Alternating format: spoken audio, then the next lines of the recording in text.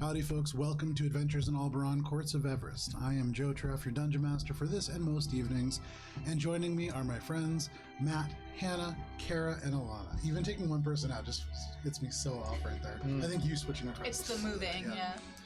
We're going to play D&D tonight, but before we do, a couple of announcements. First of all, last night we played Mosaic Team 5, our original Starfighter campaign. Matt was there. Excuse me, I just had a boba that went down weird right before we started, and it's just like stuck in my throat. So we'll see how that resolves. But Kara was there. There were some other folks there. There was a lot of traveling around the town of Perdido on Akaton, but you can see that when it re-airs on YouTube on Sunday at noon, followed by this, which re-airs at 4 p.m. We also have a YouTube, we have Instagram, all those different social media accounts. That's at Alberon RPG. AlberonRPG.com is our website. There's information about both of our campaigns there. And then finally, for our sound effects and music and things of that nature, we're using Sirenscape. That is a digital tool set that you could use to do things like play Happy Barovia music, which is what this is called. You could also do things like put a Wilhelm scream out. You could do things like have crashing waves. All kinds of sound effects at your fingertips with Sirenscape. And digital tool set. Digital tool set for DMs and not a sponsor. All people, not a sponsor. One day. One day. Spiritual sponsor. Spiritual sponsor. No. Yeah, we can't even say that. All right, getting into our recap. Sirenscape digital tool set. Please pause us. Oh. Where's our theme song? Wait for it. It'll show up eventually. Hey, do you guys want to split the party today? That sounds fun. We came close last time. Adventurers.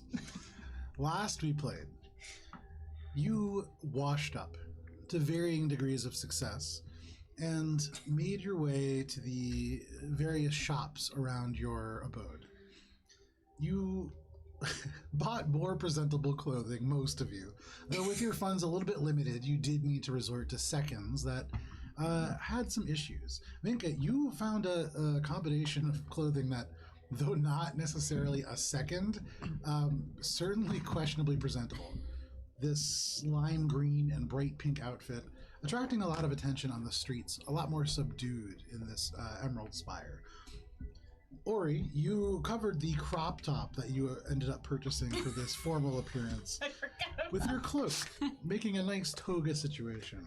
This is more like a sash. Really. You all then went to go and try to order multiple drinks from a place that only served one. It took... What place only serves one drink? Come on. It was a challenging situation. None of you were able to obtain any alcohol. There also wasn't any food. But you were able to gather a few supplies before making your way to rendezvous with Hearsome and the administrator of the Emerald Spire, the Luxagi Barracks. Yes. You met some of the Luxagi, along with Feywind Aria, a somewhat interestingly spoken elf whose accent was far from the shores of like Everest. one of my bosses.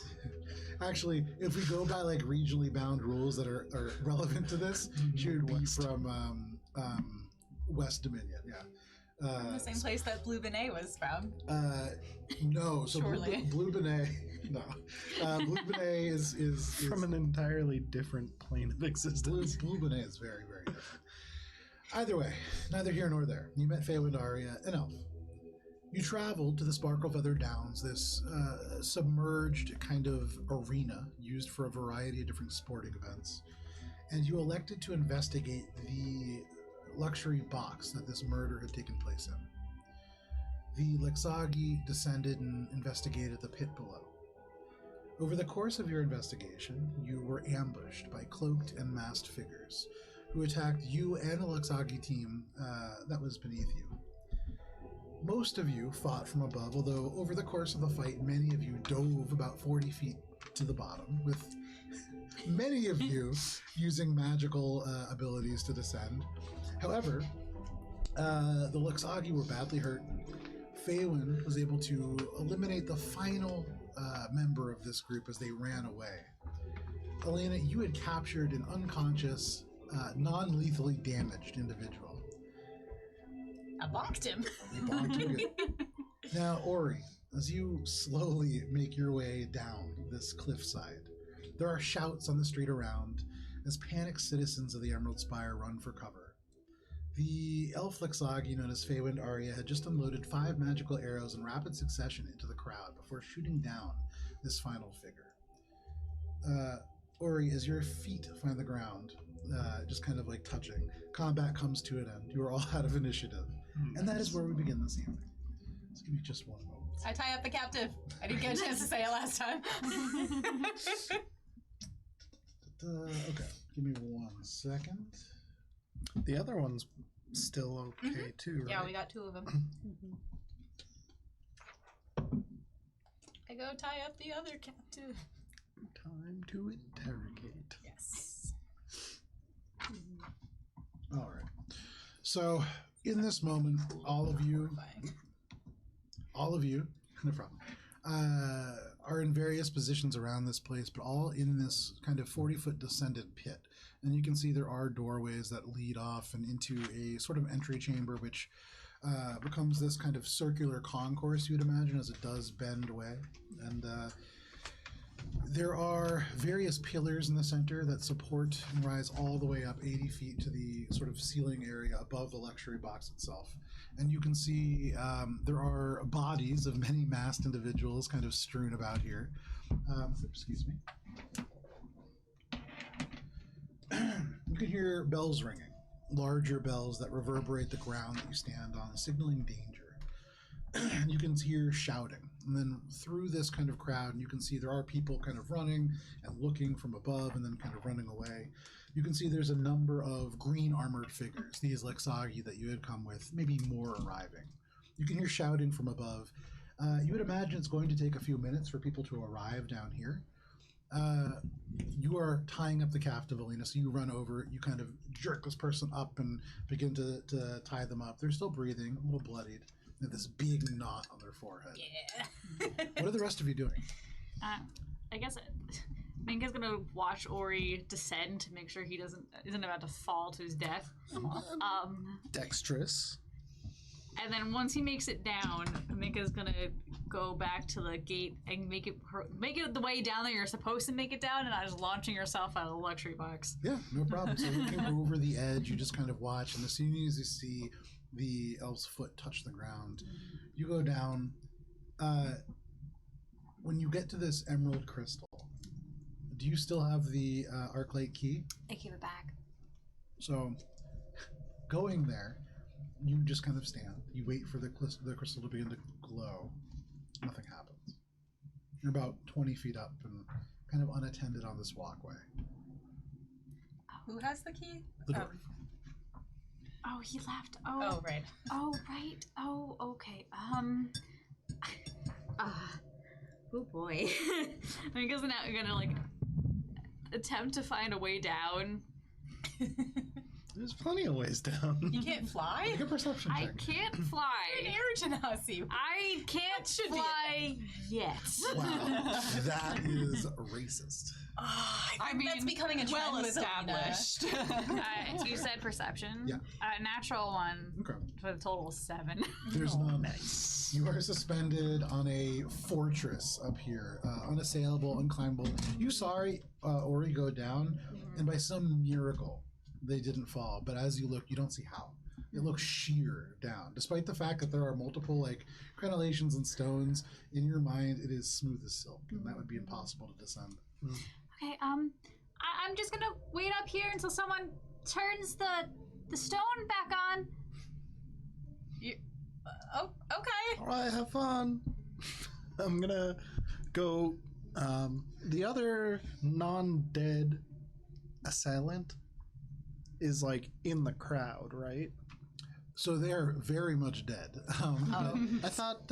We misunderstood then. So no, she got that individual was shot by a magical arrow from the. There's no non-lethal magic arrow. I thought it was the entangling arrow. No, the entangling arrow is up at the very top, and so where Gotcha. Minka is right now, around the stone, there are like withered and dried little elements from Yeah, that. because I did that. Okay. Never mind. Then I'm not gonna go get the dead body. And you wouldn't be able to see it from down in the pit.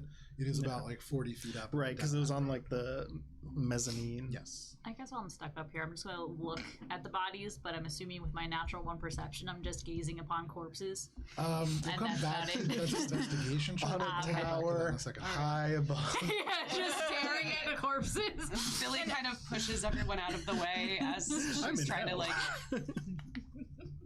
make her way to the corpse, and kind of like bends down and starts like patting it down. Make an investigation check. At the same moment, this out of breath dwarf kind of like pushes people aside. You can see around his neck there is that little chain with this kind of glimmering crystal that would allow Minka to get down.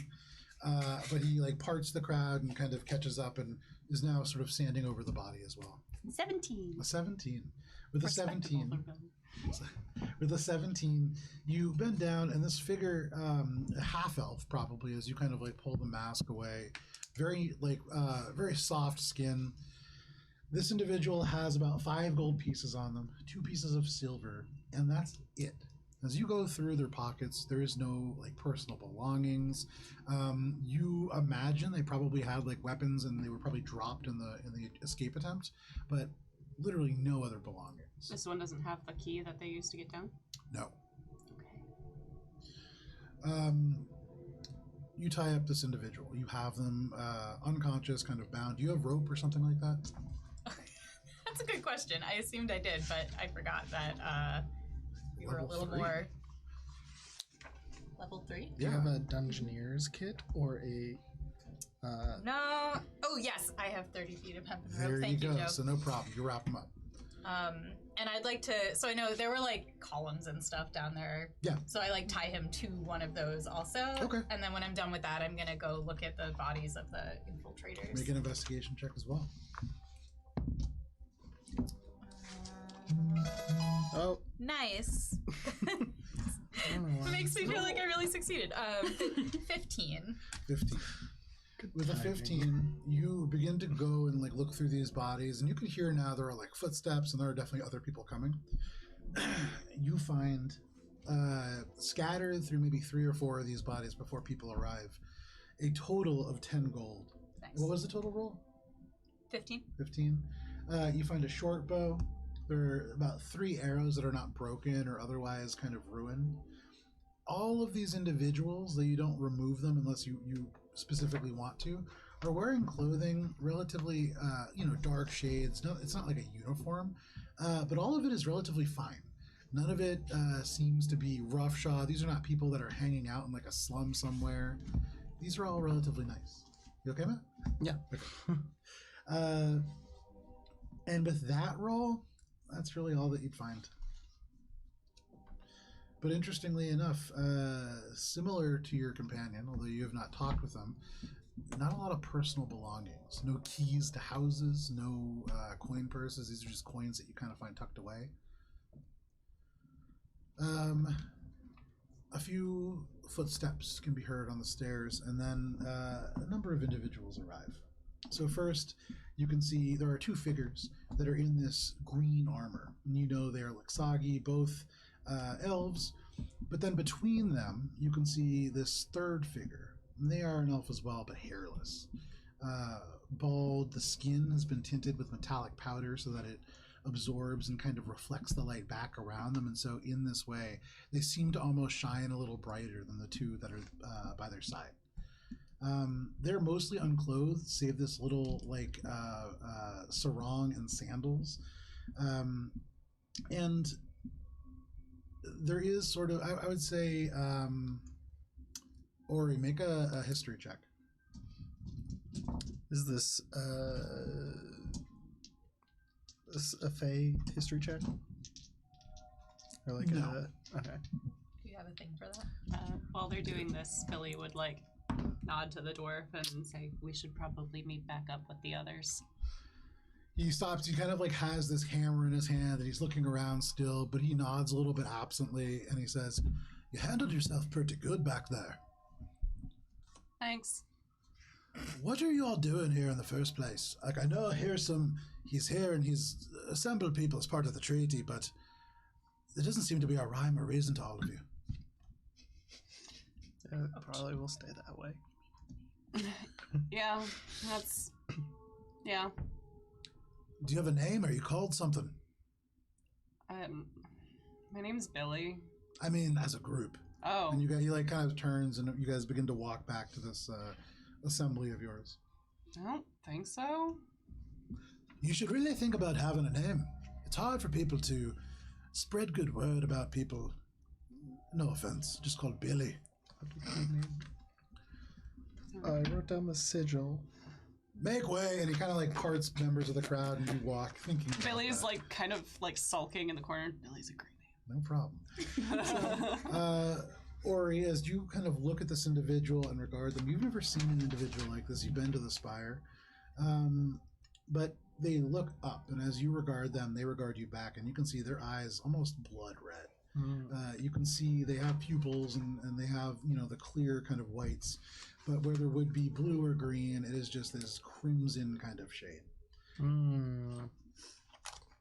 They look over and you can see the two Lexagi kind of brush past, and one of them goes over to, I would say, probably you, Ori, and just putting a hand on your shoulder. Are you hurt at all? Okay. He kind of turns and goes over, and he begins to like look, and you can see the other one is like picking up bodies and looking at them. In this whole area, there are two Lexagi that are down, and one of them like mutilated. This one that you had seen previously, long blonde hair and everything, just like bashed to bits on the ground. But the one that was looking at you seems to be that you're not so much hurt. Looks over to you, Alina, and says, "Are you hurt?" Wrong Nope. person. That's the dwarf. Nope. I'm all right. I'm all right. Hit points. I'm fine. No need to worry about me. He turns and he says, "We've only the one cleric, so..." He turns and kind of looks. Who do we bring back? Who will be most helpful to your investigation? Quickly. You mean of the dead? The dead? Get the captain. And you can see this pale elf just quietly walks over to this downed, badly battered individual. And in their hand, you can see it was closed. They open it, and there is a large diamond in there. Faceted cut, beautiful, glimmering diamond. And they put a hand down upon this fallen Lexagi member, and you watch. They squeeze the diamond. And though this is a hard gem, you see cracks begin to form. And where the luster kind of hits it and would normally gleam off, it seems to become a dark stone before cracking, and that light transfers into this individual. You see the healing begin almost immediately, and the life surges back into Captain Ulfric, who surges awake. The Lexagi looks and just says, "You need to think quicker." You just asked us to decide who lives and who dies. He walks over to this like tied up individual and then looks at you, Alina. Did you get this one? Yeah. Well yeah, done. that was Kind me. of a team effort, really. What was that? Nothing. Doesn't matter. Come on now. And she's just like, she kind of like is at Ori, like, she's decided that she's going to give Ori another chance. So she's like, yeah, we all pitched in, didn't we, Ori? Yeah, that's it. Are you sure you wouldn't hit on the head? I'm all right. You seem to be stumbling over your words, and I'm all right. if you say so.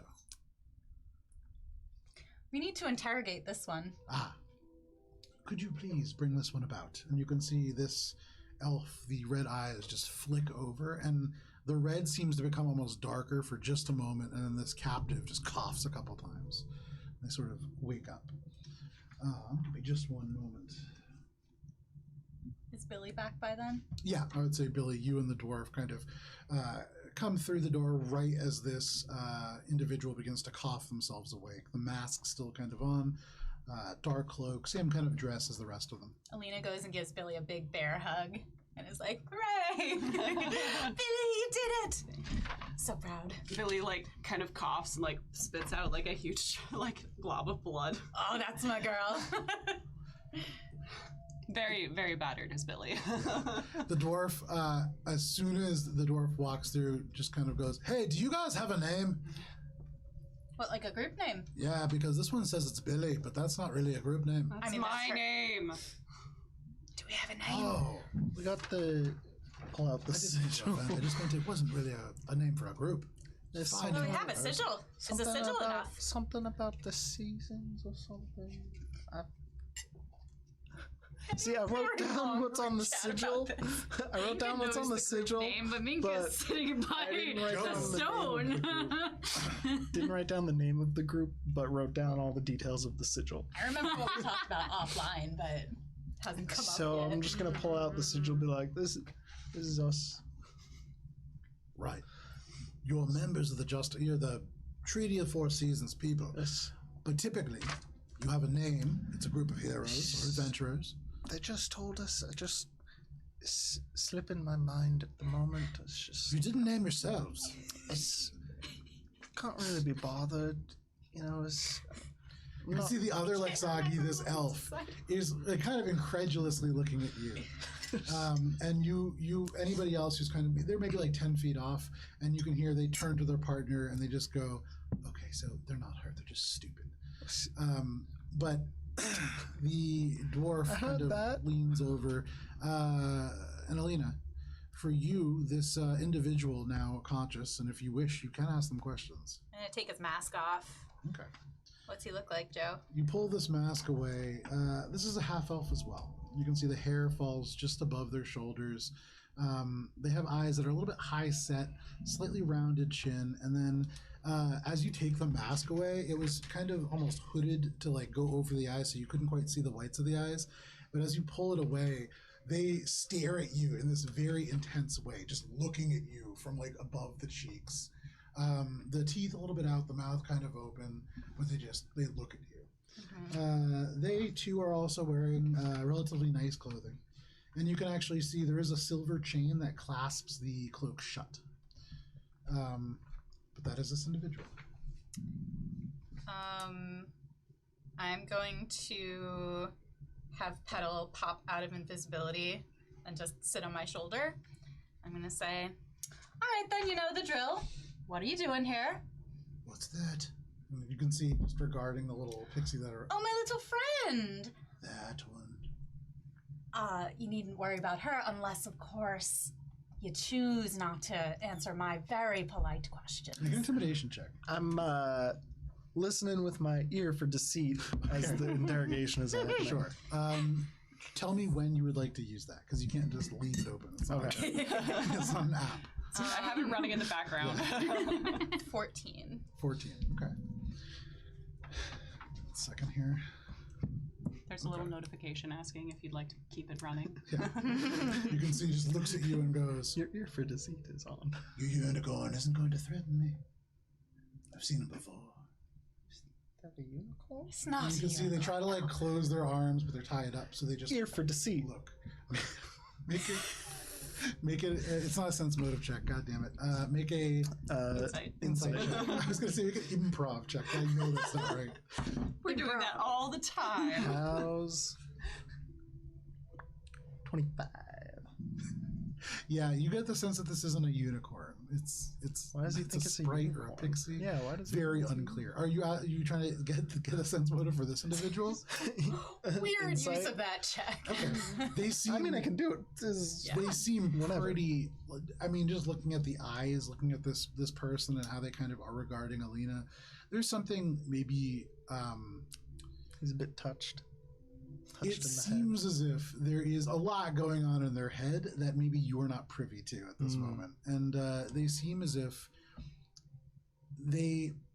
In our world, there are people that believe in like a lot of conspiracies and tinfoil hats. Yeah. Yeah, this person kind of in that regard. Should we maybe interrogate someone else? Seems a He's bit. the only one we've got, my friend. And so I'm gonna lean in real close and have Petal reach out and touch his face and use her heart sight ability. Okay, love it. Okay. So she touches a creature and magically knows its current emotional state. And then there's a DC 10 charisma saving throw, please. That is a 10 minus 1 to a 9. So we also know his alignment. Nice. They would be probably, I would say, man. See, this is the thing. I don't really love alignments, but I would say if they had an alignment, it would probably be like chaotic good, chaotic neutral. This is an individual. I would say so as your sprite. I have to remember it's a sprite, not a pixie. She is a sprite. As your sprite lays their hand on this individual, you can see they like try to draw back, their eyes big. And as the hand touches, it's almost like you can feel this sprite's skin against this individual, and it's like that just suddenly penetrates, like a radar that goes through this individual's body. And rather than bouncing off organs and bones, it really just goes straight to the heart. And you can feel this individual, this is not a bad person, but you do get the sense that this is somebody who is carrying a great deal of pain with them. Probably to the point that it's really altered their perception of reality. I mean, they're here. They just tried to kill you guys. And this is not somebody who is very much a fighter looking at them. They're a little bit scrawny, definitely, finely kept and everything, but not a fighter by any means. All right, so Alina's gonna switch gears and kind of like sit down next to him, just be like, "Oh, you're in pain. Tell me about what brings you here." Kiss just is a bit. All right. So looks at you and just goes, "We're all in pain. But tell me about. The universe hurts us." Yeah. Yeah, can you be more specific? She's like turning on therapy mode. Yeah. Yeah. I could. But I'm not going to. Well, why not? Because you're helping them. Who? What? We're not helping. We're not helping. We're trying to help you. Go on, change our minds then. Yeah. What kind of help is this? And he looks down and you can see this is like, you tied him to a pillar. Danger to yourself and others. We gotta, We're all restraint trained, you see. Too real, take a step back. No, just dissociated for a second. sorry. Just wanna, Tell us what we're missing here. Yeah, that's what. Why are we on the wrong side of this? I'm missing a lot right now. Make a persuasion check at disadvantage because Ori is messing this up for you. Yeah, Billy lays a hand on Alina's shoulder and looks down and just like tries to soften her expression. And It's getting worse. Being like it's Everest where he tries to do kind eyes. And it's trying to do kind eyes, but also like the understanding of like, yeah, life sucks. And gives Alina bardic inspiration. Oh, Okay. That's a D6. Mm-hmm. Well, I got a 13, so I'm going to go ahead and use that. Nice. Woo! 19. Okay, there you go. Thank you. So as you begin to turn on therapy mode and you kind of soften, and there is an element of like almost, the way that you described Alina is as like a kind of like Mom Weasley. There is certainly an energy of like comfort that comes from Alina. And so almost naturally you kind of sink into that mode. He still seems pretty standoffish, but as soon as Billy walks over and kind of puts a hand on your shoulder, their attention snaps over to Billy and just goes, "This one gets it. This one understands." Billy just like nods. It's a hard world. You lose everything you love. Everything. Turns back to you. The people that run this place, they don't care about little people. They care about animals. The Prismatic Conclave, when they moved in, that's when the Wakepeter started. The Wakepeter flu started. Everybody that lived below that place, they get sick, they die.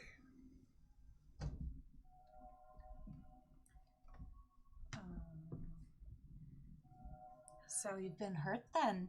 And that, caused you to want to attack the ambassador, attack these soldiers. Everything around me. Where I used to grow. Sorry, 1 second here. Where I live, the paper grass grows beautiful, or it used to. When the prismatic conclave moved in, everything began to wither. Everything began to die. The light couldn't filter down.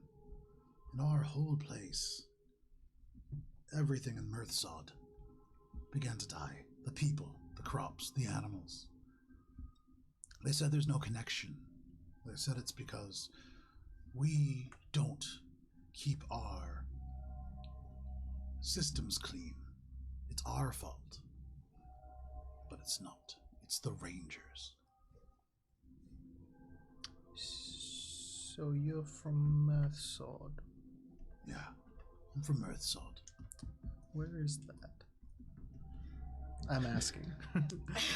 Make a persuasion check, Rory. I'm asking you, yeah. Matt is I think- asking. I Player think- is asking DM. I think that's something that Ori would probably know. Yeah, so right? Mirthsod is actually the lowest level of the facet of warmth. Okay. It is like this kind so of it's in the city. Yeah, it is in the city, and it is this like level of the facet of warmth that is the maybe like only 10 feet off the ground. You need to take stairs to get up to that level, but it is like flush against the exterior of the spire itself, and so it does get a lot of sun. However, Mirthsod, 5 levels up, there was a project that began maybe 7 years ago, where a new sort of plateau was grown from the emerald itself. This was used to form a conclave of rangers. And as the rain struck this place and trickled down through this newly grown emerald, it seemed to create an illness that did make people sick. So it's something from the rainwater pouring down and collecting off of the emerald that grew. Make a history check. Is this at No. advantage? Just keep asking. One day it will be. Are you hidden? Damn, my history's not that good, but yeah, that's a 7. You've heard many things. And so it could be the rainwater that's filtering down. You've heard that high above even the stars themselves, there is some kind of great power that comes down and makes things sick. You've heard that, you know, if you were born under a certain star, you might just be kind of sickly. There's many reasons that this could happen. Hard to tell. So why'd you want to hurt the ambassador then? I don't care about the ambassador. Well, someone cares about the ambassador. Well, when I lost someone, I took to drinking a bit more. Went to the mixologist, and I did overhear people talking about a way of striking back. And this was supposed to help. But that's all I know. You're being awfully helpful, and I'm certain that if you give me just a little more, like, where did you hear this? I'd be happy to pass it along to the very angry man who's going to be arriving here soon. With the mixologist. Yeah, where is this mixologist? It's on the main way when you come in the spire. Is this the place that we were just at? You passed it. I think actually the Stoneman, the guy who had kicked you out of his bar, had suggested you go there for fancier drinks. But yeah, you passed by it. Hearing all this, Billy's eyes have kind of hardened a bit, and she like bends down and says, I know a thing or two about aligning yourself for power to hit back. Any hints would be helpful. We're just trying to find the right side to align ourselves with. Make a persuasion check. Make it an advantage. That's good. How you doing up there?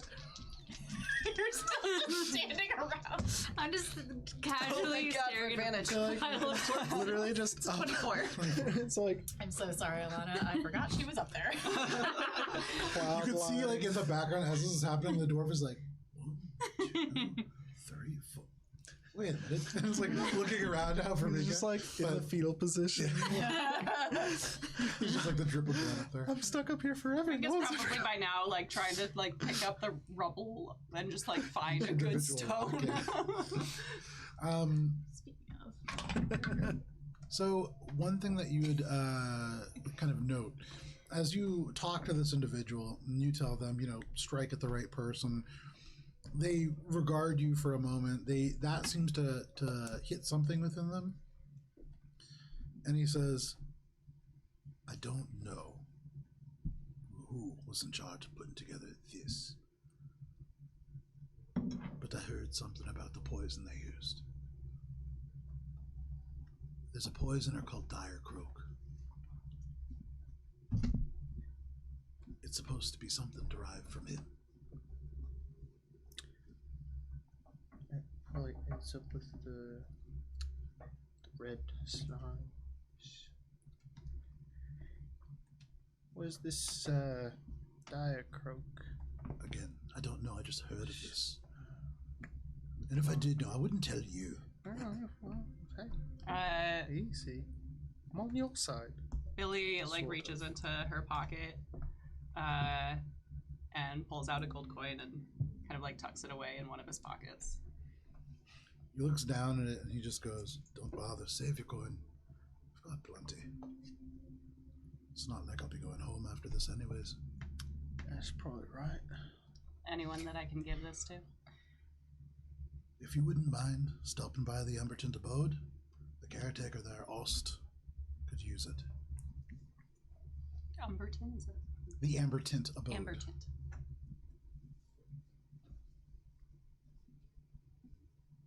It's an easy place to find. Look for the place that grass doesn't grow. That's where we live. Or lived. I still don't understand what you're doing here. Why come and attack soldiers who could easily fight back? There wasn't supposed to be soldiers here. Who was supposed to be here? Apparently just a group of idiots wandered out of town. Ush. What do you have against the idiots then? Nothing against the idiots, but they weren't supposed to find the poison. Is it us? I think it's us. Billy finds herself wishing for a silence spell. So you came here looking for the poison, what? Get rid of the evidence? We were supposed to get rid of the idiots. He kind of looks over at Ori. Well, you didn't do very well at that, did you? Looks like you fucked up there, mate. Alina, The idea that Ori says that. Alina posed for a high five. At this point, the dwarf does kind of like tap in and goes, was there another of you? Billy's just like, Minka, She's we're up right there. up there. Oh, and you can see Orphan goes, I'll be right back. And he just like, you hear like a little clank, clank, clank as he begins to like run up. But you can like kind of hear the footsteps slow and he's just going to walk up the rest of the stairs. ting, ting, ting. Yeah, it's plate mail on the stairs. Sight. All right. But you are on your way to being rescued. Yay! She rolled a 7 to like take a look at what's going on up there with the bodies and everything. So I'm guessing she doesn't really see much besides the horror. Well, looking around, I mean, there are certainly corpses everywhere. And with a 7, I think that probably really distracts from what you might otherwise find. That's what I figured. With the 7, I would say you find 2 copper pieces. Unclear as to whether they were just kind of like on the ground in the first place, but yeah, you find them. Is there anything else that you want to say to this captive? Well, yeah, one more thing. Who sent you? Whose plan is all of this? And he kind of like tries to look past you. I can't really tell, to be honest. You'd need to take their masks off. But one of them. There's some of them. Oh, there's... Well, I'm sorry it worked out this way. And then she's just no. going to kind of like turn her back on him. And then to the guard, she's going to be like, he was actually quite helpful. So go easy on him, yeah? The guard kind of looks at you and he's about to answer, but you just hear from behind you, "It's not over." Yeah. I'll just look at him and just wait for him to talk. That's all he says. The guard kind of turns and looks at him and just says, "Regardless, you can't just go attacking people in the city. There are rules." And he kind of walks by. He puts manacles on this individual and then cuts the rope. And begins to escort him away. My rope! Yeah. Somebody to mend it. But he, I can take that one. Not today. I know how to do. I take back my pieces of rope. I can do a knot. you can splice them together later. But, so yeah, you collect your rope scraps and, Minka, eventually you make your way back down to the group. This dwarf comes back up and is just like, "I just sort of thought your friends would get you down." Oh, yeah, the stone wasn't turning on, and I gave the key thing. Well, everybody else got down, okay? Yeah, they kind of jumped. Even the not magic one. He climbed. I'm not really suited to climbing that well. I would have jumped, but I'm just trying to. I saw a lot of blood down there. There's a I wanna lot make of sure blood no down there, but they also yeah. probably need you, so... That's what I figured. I might want to just. Come on. Okay, yeah. And then he just goes and touches the stone. You guys put it down. But before too long, as this individual is led away, Minka and the dwarf join you, and you are all together again. That was fun. Any of the bodies have anything? Or make an On investigation check. There just has not been very good investigation checks yet. Oh, then in that case, let me use my eye for detail. Ear for detail, eye for deceit, nose for hamsters. Nose Always look for for the hamsters. nose for odors. Nose for odors. Um, Nose for bargains. what am I doing? Yeah. All right. Ooh. Knows where to find them. Nice. That's what we need. So this is an investigation check. It is, yeah. That is gonna be dirty 20. Now, you're not adding any bonuses to find hidden things, correct? Because this is just an investigation. No, it's just that when I make the investigation check, I can uncover hidden creatures with Right. perception or Gotcha. hidden objects with investigation. And that was it. Dirty 20. Dirty 20. So you do find a number of like daggers and things of that nature. You find, similar kind of fine clothing. You find an additional 10 pieces of gold. And this is sourced through all the different bodies here. As everybody else is doing this, as Aline is interrogating this person, you're going through pockets, you're cutting seams, you're finding elements that have been hidden away. This is how I've survived. You also find one polished platinum tumbler. Ooh. This has been engraved with a beautiful scene of a lake. And I would say with that check, you can actually look, and as you hold the glass at an angle, you can see there's etching done within the glass itself, so that when it fills, it probably shows something as well. Well, then I will fill it at my next earliest convenience. You see that, and I would say there seems to be maybe like a tiny bit of residue on it from whatever was previously in it, but that's what you would find. You also find a crowbar, but it's kind of unclear whether it was like with somebody or, with all the refuse that's around, if that was just there, but it's there. Okay. Cool. But nothing of like, no like letters of, instruction. Oh yeah, I forgot about the letter of instruction you found. No. All I right. would probably include Burn that. after reading. No, I forgot to burn it. Oh yeah, you find his iPad and it's unlocked. Oh, sweet. You got games on that? Yeah. Ooh, it's a two. Yeah, It's got Roblox, not sponsored. Okay, anyways, you don't find any hidden letters. You find a very nice polished platinum tumbler, which in and of itself, the only like personal effect that is attached to any of these individuals. Okay. But you don't find a letter of recommendation, you don't find a resume, a CV, a cover letter, anything. I weren't prepared for the No job government market. issued IDs. No, Yeah. no, zero. I would probably, as I'm like searching all the bodies, remove the masks as well. Okay. Um, Pulling the masks away, most of these individuals are elves or half-elves. okay. And most of them seem to have lineage that would suggest high elf nature, so people that are from this area. You note that many of them have features that would suggest that they use things like face creams. You're not seeing a lot of blemishes. You're not seeing everybody is well hydrated here. These are people who are probably living a wealthier lifestyle. And so interesting that they would wind up here and with nothing really in their possession. But you have talked to one of these individuals and maybe know, or maybe have ideas for reasons. So, this area, Mirthsod, are there is there a particular group that lives there? Would it be weird for elves and half elves to be coming from there? I would say Alina doesn't really know. Alina's never been to the Spire before. Oh, right. And given your roles... Shitty history. Probably not. I would say you know that it's on the facet of warmth, and so it is the area where there's agriculture and growing things, and so it tracks that there would be fields of stuff there. Yeah.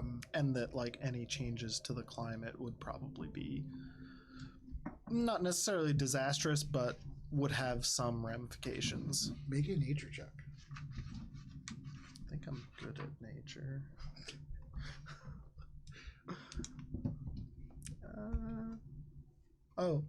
Is this based on Faye? You know what? It's not. Okay. The end.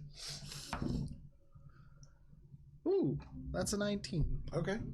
With a 19, at first thought, that makes sense.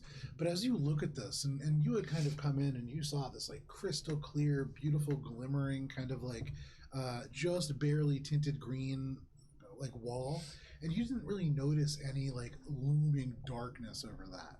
And so you didn't see anything that would really hint towards there maybe being environmental effects in that way, but you also haven't really traveled through this place. I mean, it's kind of hard to tell. That being said, the structure that you've seen here, this is organically grown, some kind of a magic emerald. And so for that to have not been considered in this city that is carefully cultivated to grow slowly over millennia to be a well-formed structure, it's hard to imagine that they wouldn't account for that. But who knows?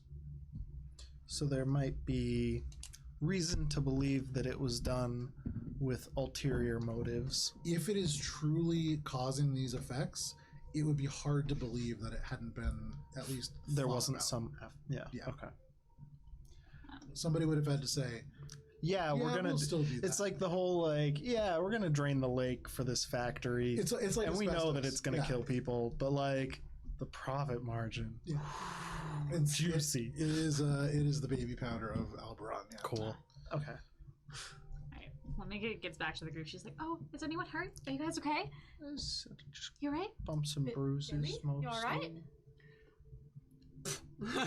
And Billy's just fully bruised. The purple skin now, that's kind of undertone is now overtone.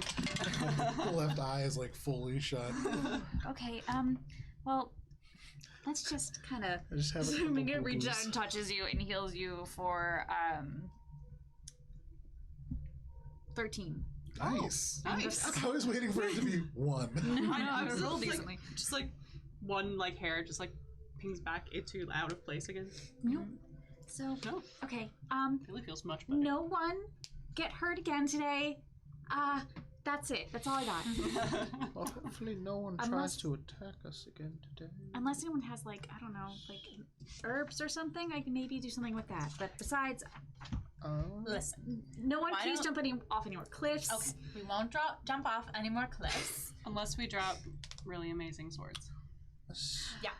I probably won't True. jump off any more cliffs. Let's go today. report back to the administrator in Hursum, and then drinks are on me. Huh? Come on, we've earned it. Billy Huh? kind of leans down, just do you have money? I do have money. I found some. I found some. That's how it not works. scary at all. Our drinks tonight, they're not really on me. They're on these fellas. Huh? That's a bit morbid. Hey, at least we have a good recommendation for a bar. I'm not complaining. I'm just, Okay. So, administrator, tell them what happened, what we found, and they definitely won't won't make us go do any follow-up, all right? Well, There's hopefully not never any today. follow-up. We just get to... I'm just saying, drink. we've had a long day today. Oh, we can I have agree, I some agree, drinks. yep. Start fresh You tomorrow. don't need to convince me to go drink. It's fine. Kind of acting like I do need to convince you. Come on. No, just, you know... You kind of grab Ori by the arm Yeah. and spin him around. Yeah. And you begin to walk back in the Decided direction of this this might be place. best It's a bit off-putting having, you know, previous interactions.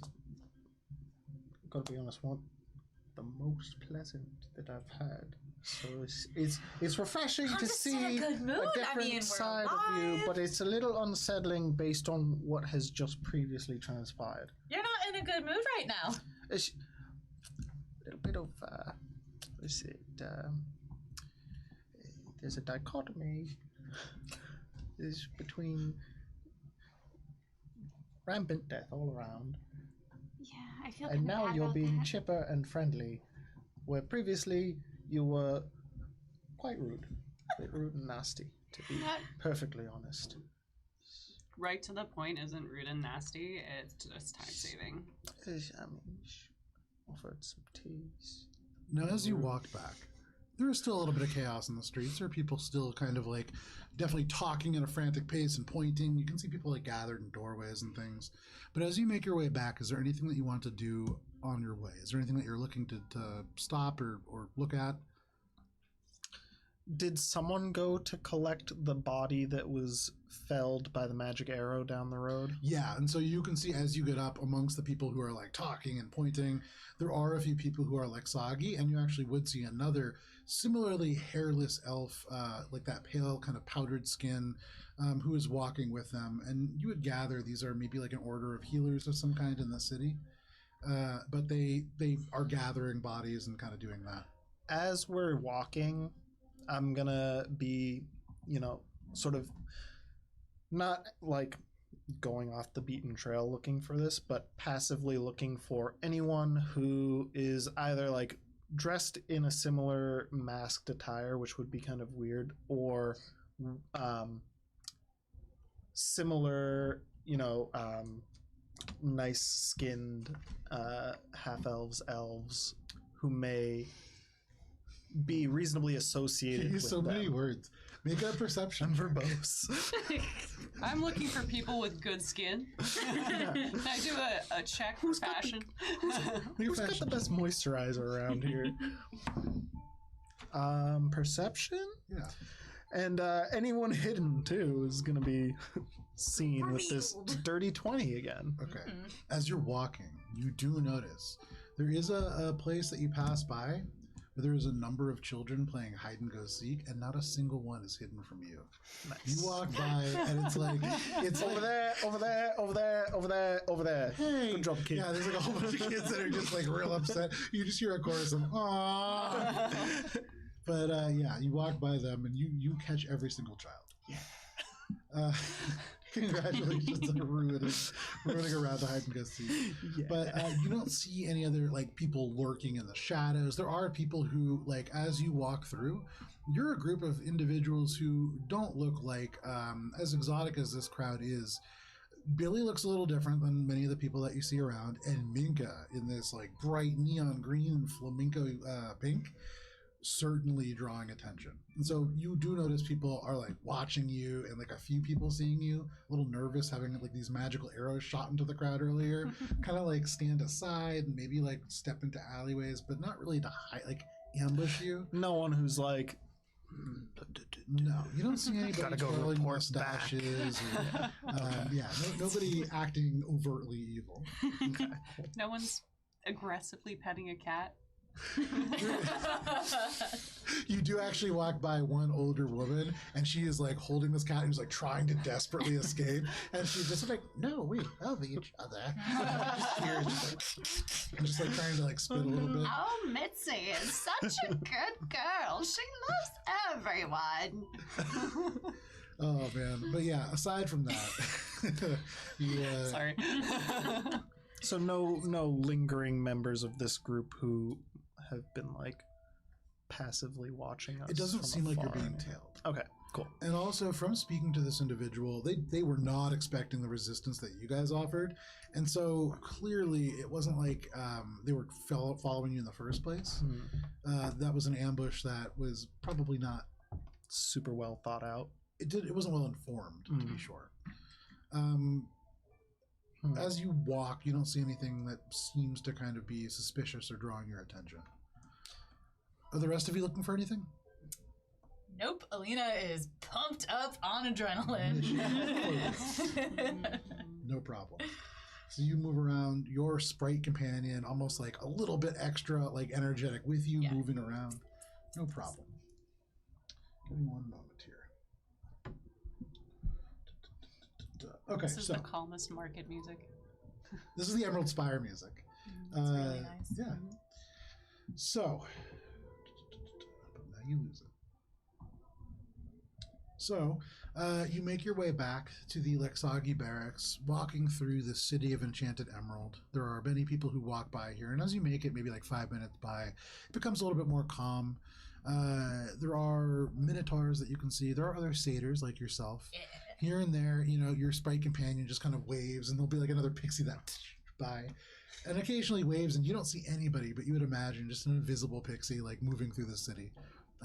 Which not a terribly uncommon occurrence here. As you walk by several buildings that have these little, almost like banners or like little cloth flags, now and then you'll see like 3 little invisible figures like rapidly pass through and hear little giggles as they move. Sprites, very common here. But you make your way back to the Lexagi barracks. This is a kind of rounded structure, and as you enter, you can see Hearsome, along with the administrator, who wearing that very ornate armor and that scepter still in hand. But Hearsome looks at all of you. Well, you were gone for some time. We were ambushed. Very sorry to hear that, but you seem all right now. We lived. A lot of people didn't. Well, it's better to be in your shoes than theirs, I'm sure. What did you find? Well, Goo. the ambassador was poisoned. We found out it was That's probably... why we sent you there. Right, so- but we found out probably the source of the poison from one of the members that we didn't kill, who we interrogated. Does the name Diacroak mean anything to either of you? They kind of look at each other, and the administrator, this kind of grim-looking elf, seems to think for a moment and then says, yes, Diacroak is a criminal, although not in the city, at least not recently. Well, I didn't think. whoever sent this group to murder the ambassador most likely got the poison from him. And there's something about lots of members from Mirthsod. They were very upset about. Here's some this the like prismatic super like conclave. charismatic, handsome satyr. Just kind of stands up now, and they walk across the sort of cobblestones on their hooves, and they say, "Ori, Ish. when investigating a crime, these approximates and these something abouts don't really help us. This, Precise detail.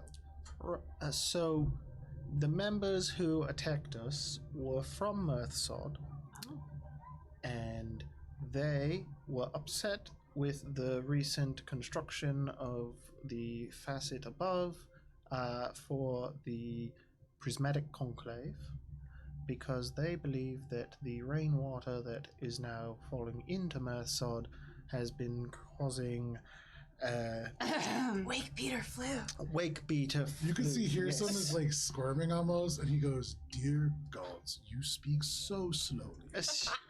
But you are at least concise, thank you." I feel the need to revise that just the one we interrogated was from Mirthsod. We don't know about the others. Most of them looked like they were probably from Mirthsod. Very put together. Well, before they were. That is more information than we had to begin with. And this Diacroak person, here's some turns to look at the administrator. Where do they work? And the administrator says, when not in the city, they have a camp with other Grum to the south in the Heliodor Woods. Dire Croak. We're gonna have to go to the. Really? Did you? Just made the connection. Didn't pick up on that one? No. Wait, Grungley's a grung? I thought it was a bullywug. I'm so sorry. What was the name of the camp again? So Dire Croak's camp is in the Heliosod Wood. Thank you. That's not the one that we just came from, right? No. You all came from the north, and this is the wood to the south. Yeah. Alina and Billy, you passed through, or probably around, the Heliosod Wood. This is this is a forest, and much like everything in Everest, it is kind of tied to the Feywild in various ways. But a while ago, there was a combination of druidic magic and arcane magic that formed a sort of variation on what people would call a drift globe over this forest.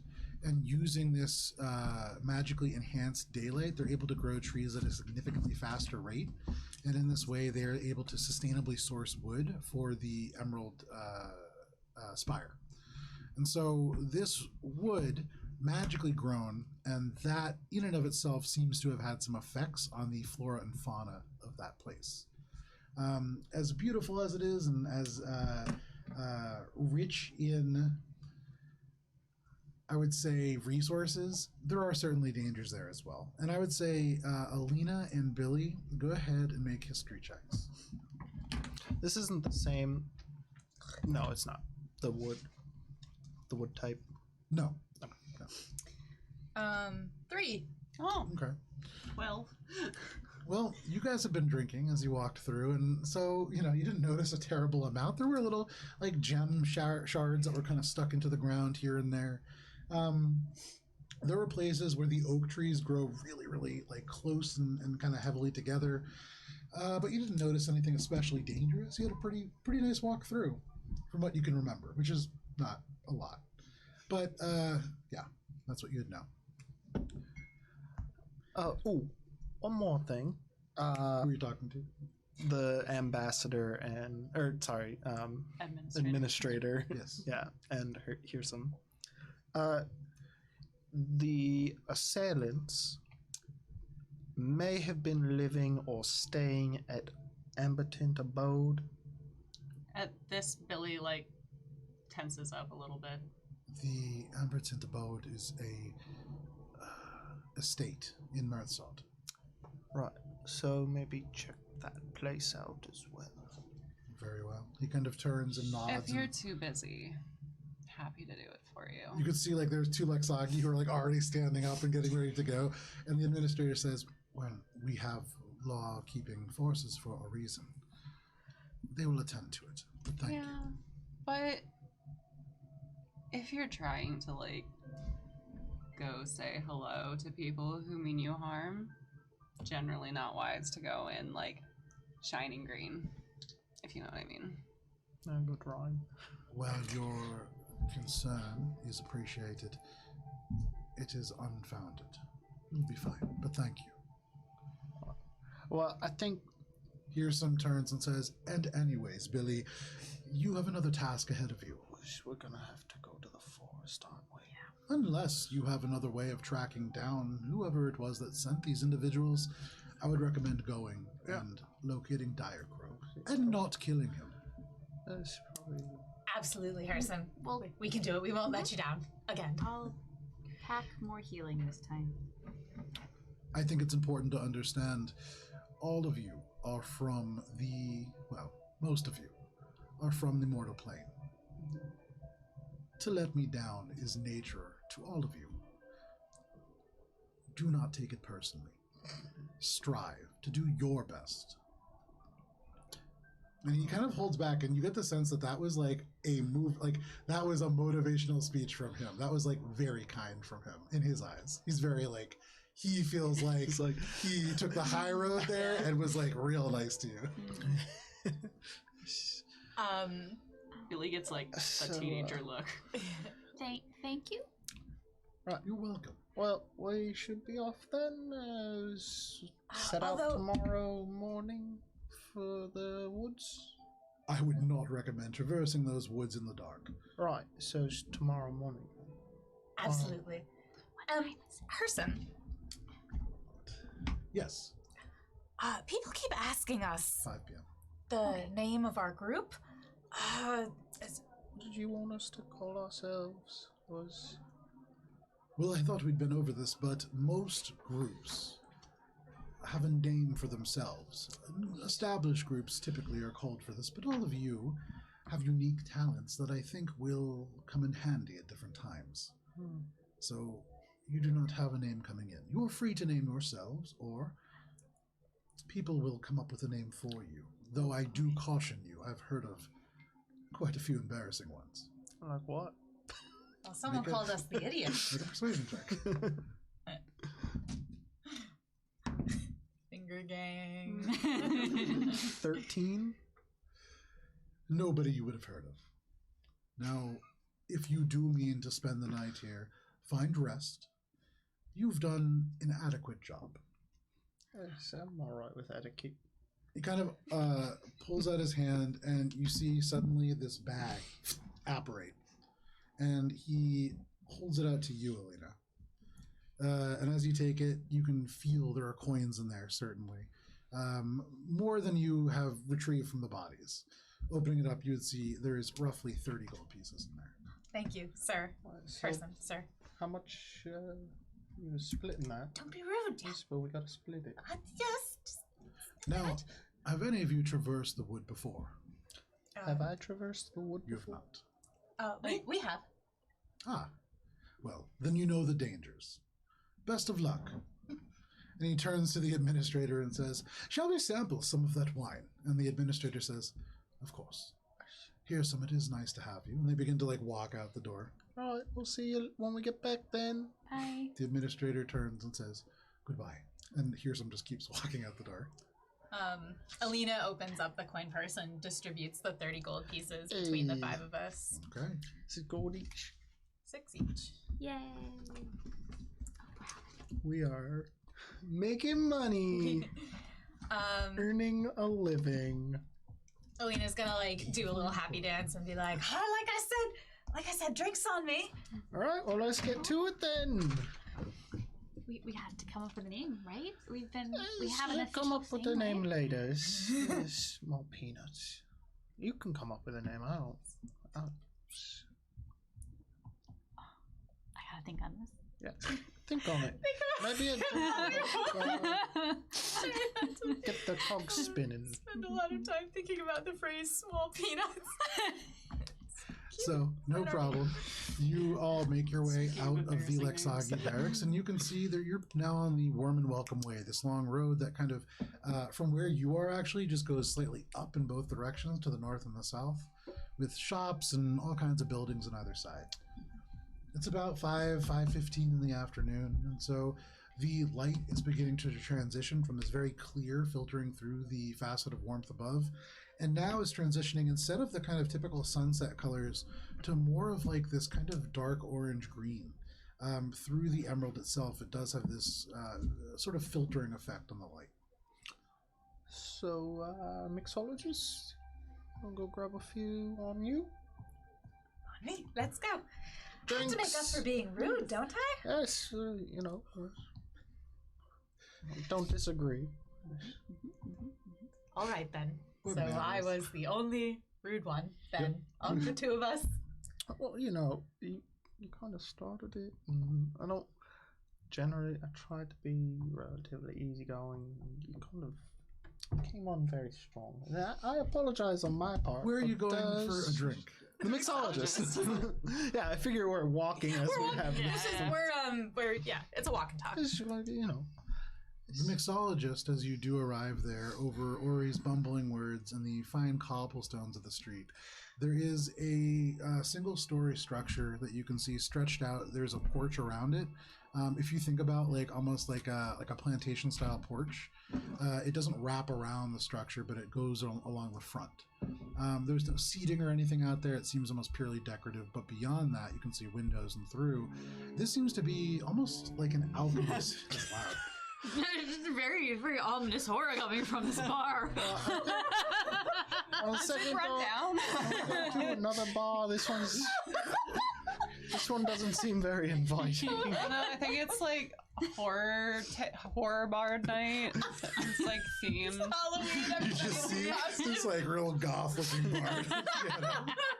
Oh, sweet goth night at the bar. Oh, Goth Night. Totally fits right in. Oh boy, I pressed the wrong button. So, Sirenscape, digital tool set. Please So- sponsor. You can see beyond all of that, there is a very small bar. It's like a circle in the middle of the actual main room, so it doesn't sit against a wall. The circle looks like a polished piece of black granite or quartz, and then in the center there's a pillar that goes up to support the roof, and there are shelves all along that with various different kinds of liquor and bottles with different hues. Certainly a place that makes a lot of its own components. Behind this bar, you can see there is an elf who is setting things up for the evening. There's nobody at this place yet. It's just after 5 o'clock, but a very finely dressed high elf. You can see pinstripe pants, vest over a silken white shirt with these little details of elvish runes that seem to have alchemical meaning to them, for those of you who can speak elvish. I can. There you go. I also speak Alina like slams a gold coin down on the counter and is like He kind of starts for a moment, but recovers very quickly, and he turns to you. He runs a hand through this almost silvery hair, and he says, "That's a little bit loud, don't you think?" I'm sorry. Drinks for my friends, please. Okay. Very excited. Please, have a seat at any of the tables. I'll be right there. And you can see he goes and he pulls out this little like tray. He gets like a little bit of paper. He's getting some stuff set up. But there are just empty tables.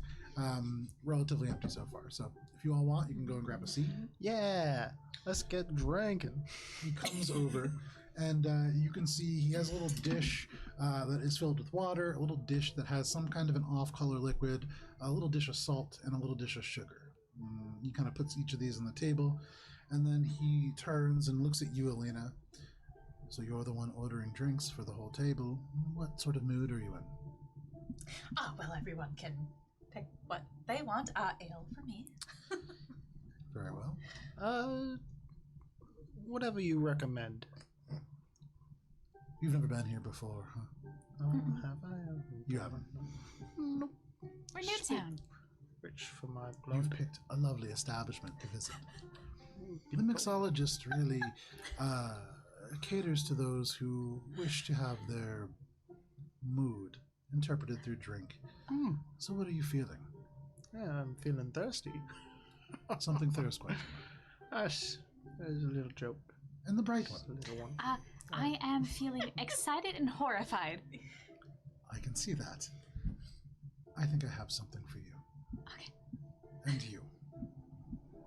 Something strong that burns. Kind of like, you know, when you anger someone and they rebuke you with the power of fire. I have a tiefling spirit that I think you might like. I'll be back in just a moment with all of your drinks. Please just leave these dishes, but you'll find adding each to your drinks will change the profile substantially. Oh. And he kind of steps away and returns back to this, and you can see, like, whistling a little bit, begins to pull different things down, and, like, hold them up to the light, and you can hear him just say, "Not quite ready yet," and just, like, puts it back, but begins to assemble a couple things. Is there anything that you're doing in the meantime? I'm gonna try to identify the mystery liquids. Make a nature check or an arcana check, your choice. Could you actually put my drink in this? I'm gonna give him the platinum tumbler. He looks at this and says, "Oh, did you win this or something?" Could say that, yeah. He takes the tumbler from you. Is it familiar to you? Well, yes. This was... I assumed that if you had won it, he was either off of Loon Sunder himself or one of his attendants. But where did you come across this? Found it in a pawn shop, actually. He kind of nods and says, "Interesting. Wouldn't think that Lusunder was pawn things." Loon Sunder, Diatre Loon Sunder. They're a wealthy noble who known for holding nice parties, but a bit of a recluse. They send an attendant with this mug, or they did, quite often, to get their drink. They have a very special drink. Oh. Oh, what's the drink? It's called the Dracolich. It's strong. That sounds fun. It's, if that's the drink that goes in that cup, I think I'd like to try that. Yeah, It's to all right. make it for you. All right. It is a bit spicy. Is that Yes, I like the spice. very nice? And you still want ale then? Oh, when in Rome, bring me one of those as well. Very well. He turns What's and he turns back. So he turns back. Technically, Rome was that like Calcaeus is the city that would closest resemble Rome, and it's a tiny little city on the southern tip of the continent of the Ald. And there is a brief when we were gonna do the campaign that was you guys all die at the beginning. That was where you guys were going to start your first mission. So I have the whole city built. And we will So never that go is there. Rome. Calcaeus. So if you ever want to say that, when in Calcaeus. Anyhow, I rolled a 6 to identify the mystery liquids. water and saltier water. Yeah. what was the guy's name who was listed? Lunsunder. Diatre Lune Sunder. Does that name ring any bells to me? I would say probably not, given the combination of checks that you've made up until this point. All right. Okay.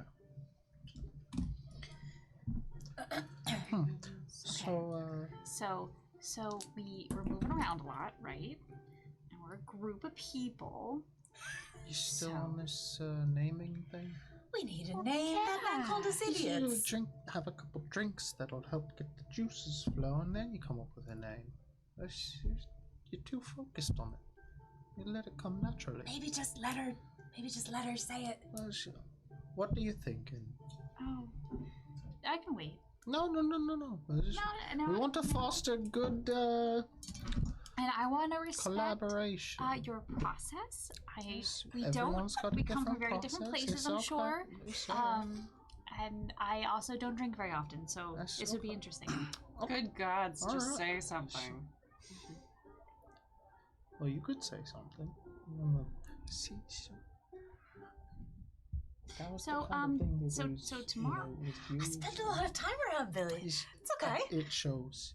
So Well- tomorrow, when we go and we find Leave this a dire croak, right? I'm assuming you guys just filled me in everything that I missed. in the Yes, conversation. absolutely. Okay. Learned all of this as we told us. As we're arguing, you just passively picked it all up. Alright, so that goes here. This. I think I got it. There's like the mental like red strings being put across. Who is Pepe Sylvia? So okay, I think I haven't really done it because I haven't really traveled that much, but I'm pretty sure I can find people. So tomorrow, using the goop, we might be able just to find the grum. The Paltrow Coop? Yeah, the goop. And she takes out a vial of like red goop that she found. At this point, it's almost like a little bit congealed. So it's like red gelatin. And more like clotted blood. But yeah. It's not the It would be poison. just the Yeah. results of the poison. That's why I You can asked see for the like there's a little little bit on the cork, like handling it very haphazardly. Misha, isn't good. honey. Probably So put you can some use that to gloves find on. him. I think so. I haven't really done it, but All right, pretty sure. That's good. You should Worth probably a try, I suppose. a little more careful with it because, probably toxin. But I like where your head's at. Good job. So Back into a random pocket. in the meantime, I'm thirsty. We're all just like looking for the. And at this point, yeah, he does You're come in the back service, and he you're says, terrible. "All right, friends, I made 3 of you the same drink as what they ordered is pretty much what I was going to make with you. Just a little bit different. And for you, I overheard that you don't drink very much, so why don't we start small?" Okay. He proffers to you this empty like a low ball glass, and puts into it. First of all, at first it looks like gleaming diamonds to you, and then you recognize this is some very nicely put together ice. You've never seen ice quite like this, almost like little cubes of it. But Would fills you the say glass it's nice with that. ice? It's nice ice. They take this little fluted glass bottle that has what looks almost like Midori sour. It's like a vibrant green liquor. Nice. But puts that in, and as it hits the ice almost seems to grow a little bit and form little extra bits of ice on there. It's like the Emerald Spire. Pours in from this almost pewter-looking. I'm losing all my words. Carafe. Thank you. Hey.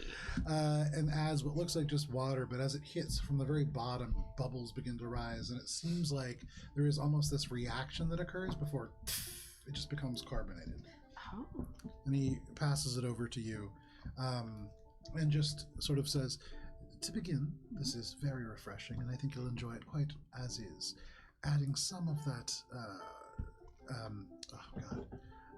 lemon juice will make it quite spicy. Adding the salt will make it a little sweeter. It's counterintuitive, but you'll have fun with it. Okay.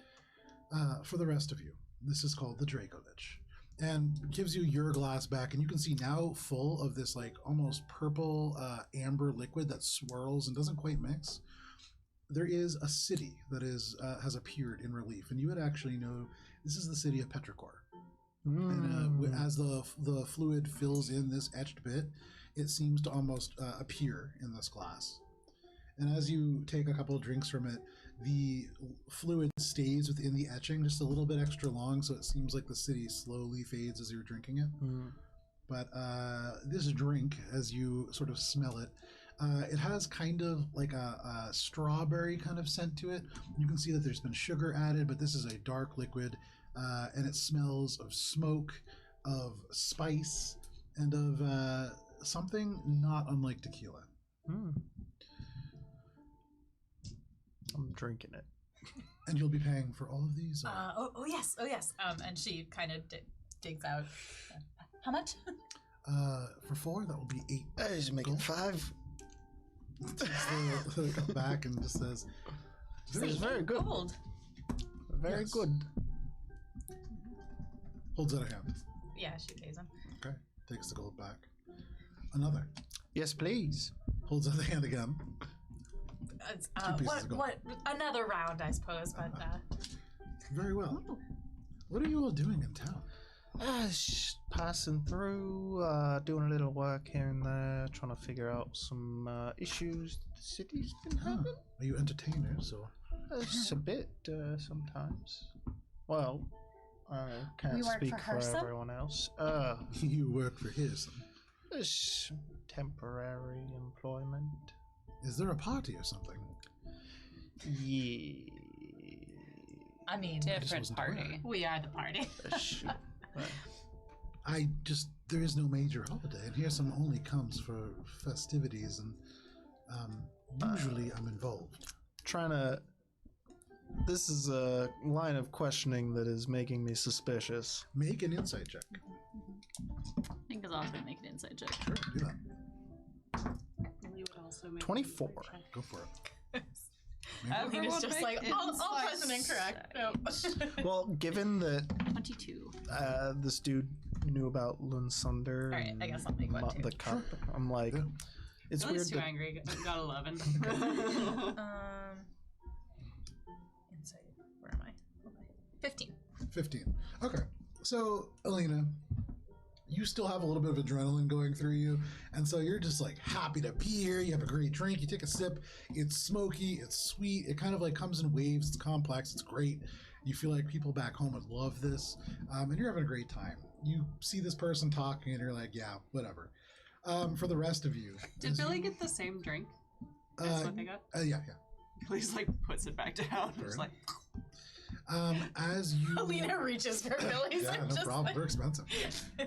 As you talk to this individual and you examine their response, they first seem a little bit excited, but then a little bit nervous, and you do get the sense. I mean, this is a very expensive place, and so if there was going to be like a big festivity or party, They are probably involved in some way. And so if Hearsome is here, Hearsome does not come. You've already heard this from multiple people, to the material plane very often. His assumption immediately is that there is a party that he was not invited to. Oh, so it's not because he's like. No. And so right now he's trying to figure out who is the competition that somebody would hire over me for this event. So. No one was hired before you. Oh. So no, it's not like a party. It's more like It's there's a like business trip. yeah, there's like some stuff going on by my house, like where I live on the other side of the continent, and like they kind of pulled us in to Are you get. from the Magiocracy? Yeah. Oh.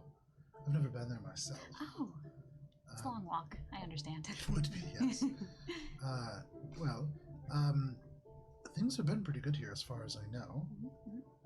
But, are you laughing out loud? I'm sorry. No, it's the chat. Oh, okay. Yeah, they're being real good in there. Yeah. Names on names on names. Yeah. I specialize in rocks, so. Oh, well,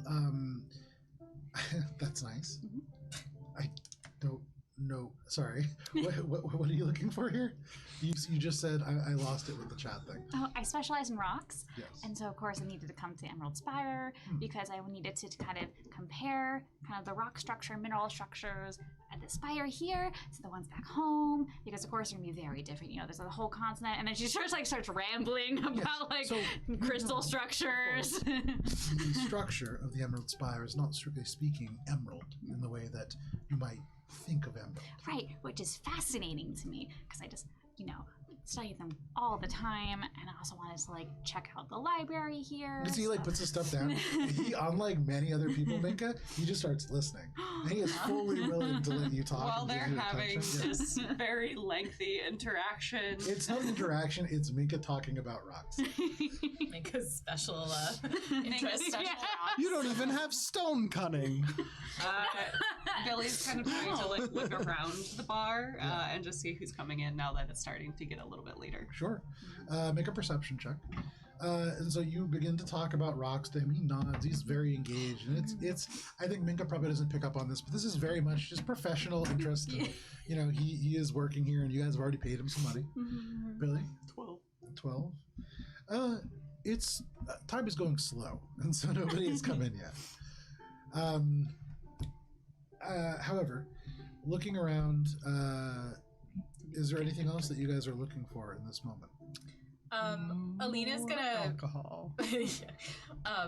well, Alina checks her purse and be like, maybe the cheap stuff then. I don't know if there is any cheap stuff. Well, all right. Well, maybe just Billy kind of we could go to another bar. pulls out a thread from her suit and starts to play with it, and below the table kind of cracks off a little piece of wood, and just kind of tries to subtly cast Unseen Servant. Okay. Make a stealth check. incredible. So, What was it? E. Hey, would you mind not doing that, actually? I'm not sure what it is, but typically speaking, magic has unpredictable effects with some of our ingredients. Fine. Thank you. Alina's gonna take this opportunity to lean and be like, sorry, Minka, just to interrupt for a second. No, please. I ramble.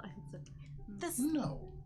What you were saying was fascinating. But yes, Alina. this fella who owns Ori's cup, or who used to own the cup, if we felt compelled to return it to him, what do you know about him? I like this cup.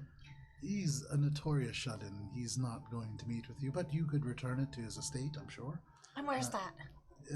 His estate. Hang on 1 second here.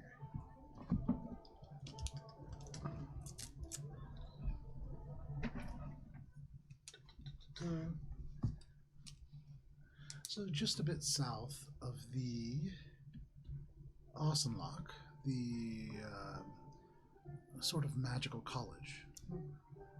On the sort of upper reaches of the spire of the Magus, there are a number of larger estates. Not quite castles, but certainly larger than anything that you'll see on this level. He lives there, and he throws elaborate parties, but never leaves. All right. It's located How do you- in the Austin Lock or near the Austin Lock? Just a bit south. How does one get invited to these parties? Well, typically speaking, you would need to be connected within the city in some way to those who already move in his circles, but it would depend.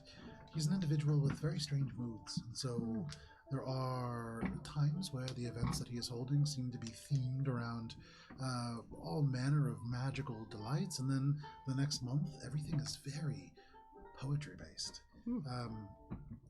So it would depend. No, it's a bit eclectic. All right. Well, I want to keep the cup, but maybe we stop by at some point, see if It we was can just go a to thought. a Maybe you'll change your mind. Well, it's probably not. It's a nice cup. It's platinum. Alina is then See gonna. the engraving on the inside. Oh, that's cool. It's pretty nice. Alina's gonna be like, I'm sorry, Minka, dear. Did you want to continue your conversation? Oh, right. Oh, okay. We were thinking of a name. Right, we gotta think of a name. Okay. So, I was thinking, we're gonna be like going around a lot, and there's like 5 of us. And What's so I your was passive thinking- perception, Minka? My passive perception is 16. He slowly backs away. He thinks that he sneaks out, but you definitely see him just kind of politely walk away. To make another drink for me, right? Did you ask for another drink? Oh yeah. Oh yeah, sure. Yeah, he's going back. You can see he starts to gather some I components. mean, they're on Alina, so. I'm running out of money. Just 2 more gold pieces. I can start more. paying if you can't handle it. I mean, it's more about my purse strings. That's what I'm saying. He If returns your and strings just kind are of gives tight, you this next drink. Go ahead and make a Constitution saving throw. Ori. That's what I'm hoping for. Don't worry, we'll go out to the other place that just sells ale. 9. We'll just drink all the ale. We'll do a pub crawl. You watch as Ori now on their 3rd drink, having chugged 2 of them, and this is like a little bit of a slighter elf. They're beginning to get a little wobbly in their seat. Or you are drunk. yeah. So, the name. Yes. So what's the idea you had? I think I'm ready. Okay. I was thinking like the Wandering Hearts. That's About the wandering Terrible. assholes. even I like worse. wandering hearts. That's awfully nice, Yes. Minka. I was Billy, just because you are a wandering asshole doesn't mean that should be our name. That's good. We could also make it like crystal themed since we're coming from like the Emerald Spire, so we can probably like think of a bunch of crystals. or Oh, something. the Emerald Spire. That's a good. That's good. So I think there's that one's already taken. something named the Emerald Spire. I like wandering hearts. That's all nice. And then we can always change it later, right? Maybe we'll do something and we'll kind of. What happens when we're Think not about it, right? wandering? Or if you lose a heart. It's gonna be a little bit Oh, difficult I- to tie down like one person if you say you're a wandering heart. I like it. As No, time that's begins to Minka. It's pass a great by, name. people do begin to kind We'll of put it in filter our pocket and we'll keep thinking. But just a good Yeah. good start. I mean, we can Good change start. it later. Yeah. Like, Alina's just decided that this is her name. problem. So you are the Wandering Hearts. You have decided. Various members of you more enthusiastic about it than others. We're still thinking. It's in contention, but like, but keep think our about it. options open. The bartender kind of walks by as you guys are having that part of the conversation, and he goes, "Well, if it's between Wandering Assholes and Wandering Hearts, I think Wandering Hearts is better." What would you call us if you Call you fantastic customers. Would you like another drink? Can you afford it? Billy knows a grift when she sees one. Yeah, you don't have to make any roll for that. It's- one more? All right, one more. Omo. Okay. He goes back and he brings another drink. Make a Constitution saving throw, and you're beginning to get that like feeling, like your vision is beginning to get. You start to feel pretty awesome. As a 19. Okay. Somehow, despite the fact that you are now 4 drinks deep, you keep yourself just on the edge of awesome. You don't go over. I'm on the edge of awesome. Has anybody? Like, minor illusions, like multiple cups in front of Ori, so Yeah, that he yeah. has to like.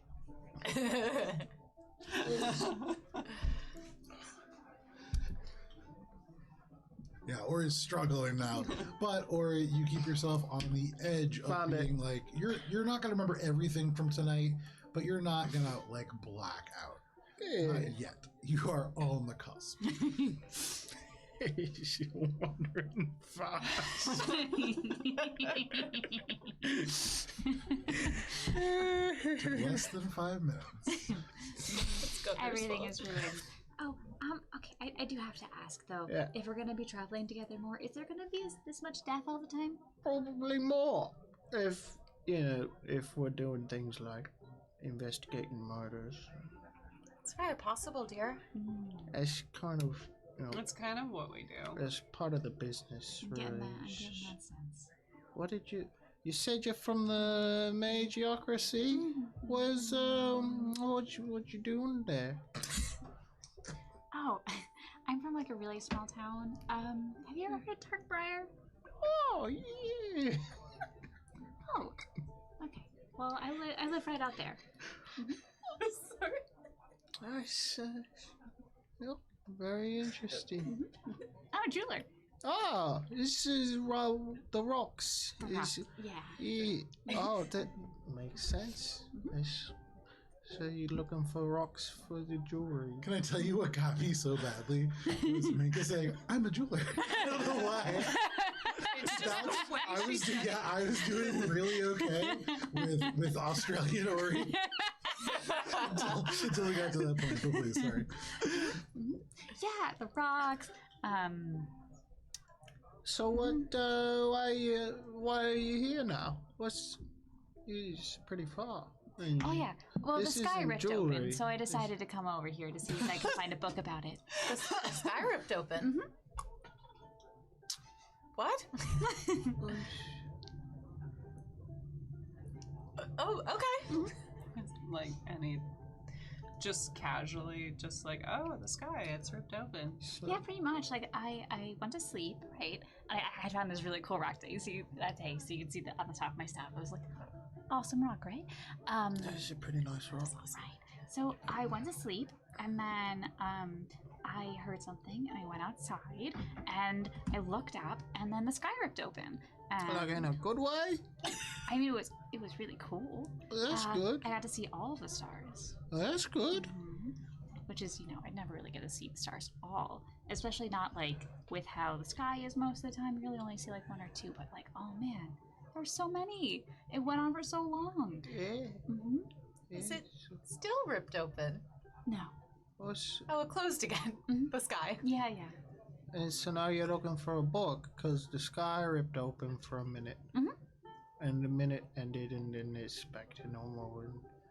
Yeah, I mean, like, you can't just have the sky rip open and not, Yeah, at it's least pretty- try to find out why the sky ripped open, right? Did you ask anyone about it?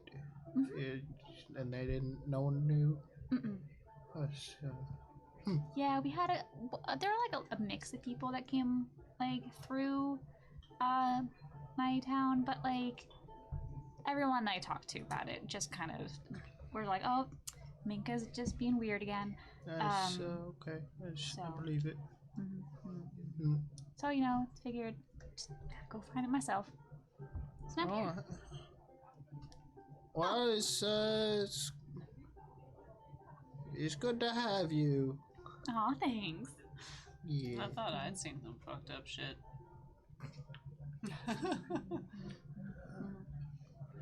Does any of this ring any bells? Make a history, arcana, or nature check, your choice. Oh, jeez, I don't also think make I'm a good at history, any of arcana, or those nature check? things. You can make a history or nature check. Well, then I'm gonna do Arcana. No, sorry, Alina, you can do an Arcana or a nature check. Oh, Okay. I can only do. Yes. I'll do. I'll do the one that you can't. I'll do. So, Yeah. Ori, history, Okay. Arcana or nature. I'll do Arcana. There you go. Does this get the advantage of? So, the advantage is dealing with things that have to do with the Feywild. And my history lessons. So this has to do with your history lesson. Okay, cool. I got a natural 20 for a total of 23. Well, shit. Even with the advantage, I got a 9. I'm drunk. Fuck it. I don't know. Or it's just like, yeah, Skyrim's up all the time. That's a Tuesday. That's rip, skies rip. Hey. Alina, as you hear about the sky ripping open,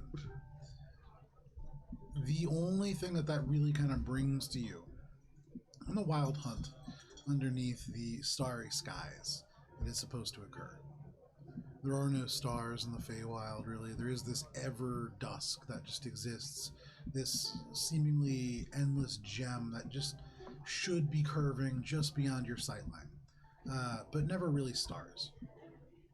So that's interesting. In terms of what that might mean, what that might be, there isn't really like a natural phenomena that you're aware of, but there are a few places you've heard in Everest where the sky is bare. You can see up into the kind of astral sea that lies above all. But those are hard to reach places. And really, you're not convinced, and the people that you know are not convinced that it exists.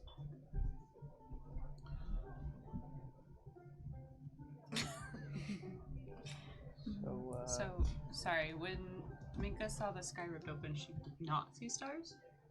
She did see She saw all the stars. all the stars, on okay. the island of Everest, similar to the Feywild in Alberon. There is no night sky. There is what looks like a massive gem, usually an emerald, but depending on where you roam in the Feywild, it looks different. That seems like it's just like almost like imagine a huge planet that takes up the entirety of the sky, and it has a curvature to it, and so you should see the edge. But no matter where you stand in the Feywild, you can never quite see where it curves. Your mind knows that it must exist. It's a very strange phenomenon, and it does happen sort of in Everest. In Everest, there is sort of like a dusk and a little bit of a dawn that kind of transitions between the two through this kind of night, but there isn't stars. There's 3 or 4 that are kind of really bright and they shine through, and that's it. So to Alina, she knows that like the wild hunt happens under starry skies, so she would know that that's like maybe not happening in the Feywild then. Probably not. Okay. Alina's just nodding politely. So, how much corn you got back? You're drunk, you dry, my friend. You're on your own from this point. Anyone else a bit hungry? Oh, yeah. Excuse me. Yes. And he returns. Do you have any food on offering? I can see that it might be a good idea to have some, yes. Give me a moment. All right. And one more. One more drink. Yes, please. Anyone else another? He's paying for his own from this are point you forward. buying? Thank you. Yes,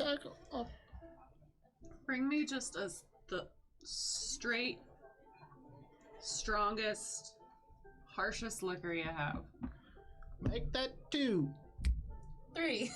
Make a round 4. Make a persuasion check. Each of you, I suppose. And Ori, make it a disadvantage. No. Oh, better. Persuasion. I'm back. It's these dice. These are the good Yeah. dice. 17. Okay. 23. Okay. 8. Okay. 9. I think you've had enough.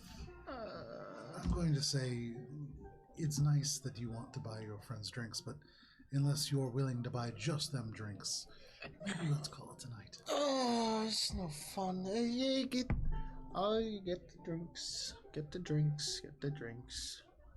Very well. He turns and he's about to take a step, and then he turns back and he says, I will warn you. This is a Feywild spirit. This is not something that should be drunk lightly. Billy's smile like deepens like a Grinch smile with anything like to do extra tomorrow? sharp teeth. Sure, it'll travel then. Maybe Are any of you allergic to planeswalking? Does Alina clock what he might mean by saying, like, this is like a Feywild spirit? She's from the Feywild. She's a freaking satyr. Make a nature check. Natural 1 Yes! for a total of 4. Give me the weird beverage. I mean, the thing is, you know, in the Feywild, there's so many weird things. It could be any number of things. Right off the top of your head, you could think of like 5 or 6 things that you probably would not want to drink if you had nothing to do the next day or days. But he sort of turns back and begins to walk away. And we gotta have things to do though. We'll be fine. Okay, I will not be fine. I will maybe something that reminds you. Get it. Yeah, you just get the drinks from you me. can hear this like large sound of something clay scraping against stone. I'm gonna drink it. Your He secret pulls is out safe with from me. underneath the bar this large clay ola, and the top is sealed with clay. He has to take out a knife and begin to like carve away bits of this, and as he carves away about half, there's a like a noticeable fizz and kind of like puff. Whatever is in there has been like sealed and fermenting for some time. You can see he immediately just goes, oh, and kind of like waves his hand back and forth, but he cracks the top open. He takes a metal ladle, and you can see it's like, you know, it's been used. This is a ladle that has been like, it's clean and everything, but it has like some staining to it, and it has like a little bit of wear to it.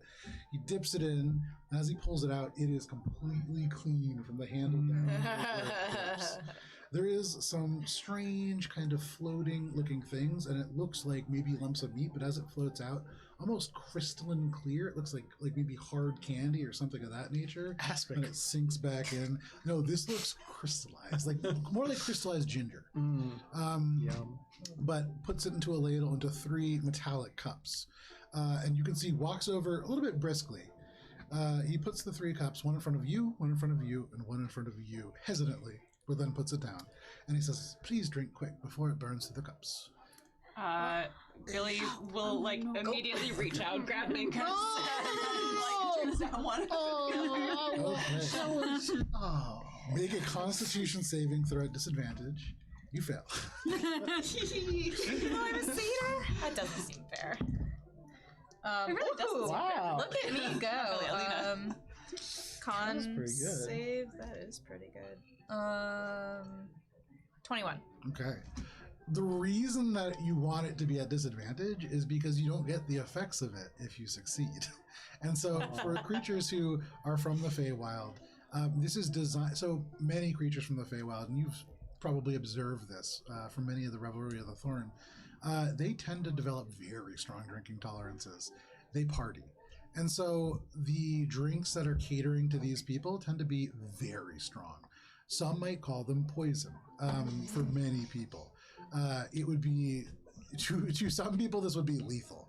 However, for you guys, you're going to have a bumpy night. There are hallucinogenic properties to this. And so as you begin to consume this, and for you especially, Billy, you pound these down. For you, Alina, you drink this, you feel this rush of warmth. All of the fur across your body kind of stands on end as if somebody is putting a balloon with static across it. And it feels warm and tingly, like somebody is tickling you, but at the same time, it's like those kind of automatic massage cushions that like dig into your shoulders. It is a very delightful feeling. And you open your eyes and you can see Billy like 8 feet tall, but then just shrinks back down to normal. And every now and then it's like the world becomes a little bit less substantial and then a little bit more. And then the music you can hear, there's like a bard playing in the corner now.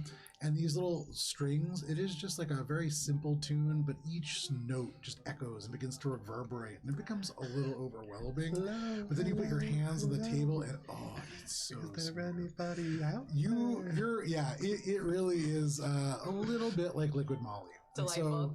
so you would imagine the rest of your night will be spent carousing. All right, let's get carousing.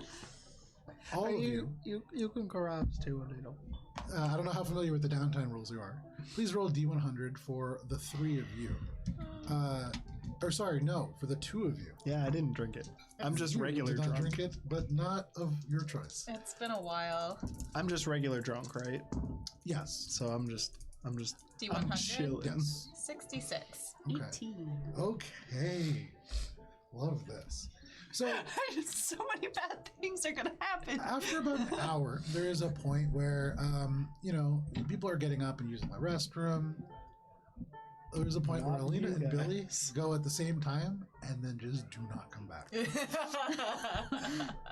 So as it is 8:55, this is where we're going to step away from a break. And when we return, Ori, you will be waking up.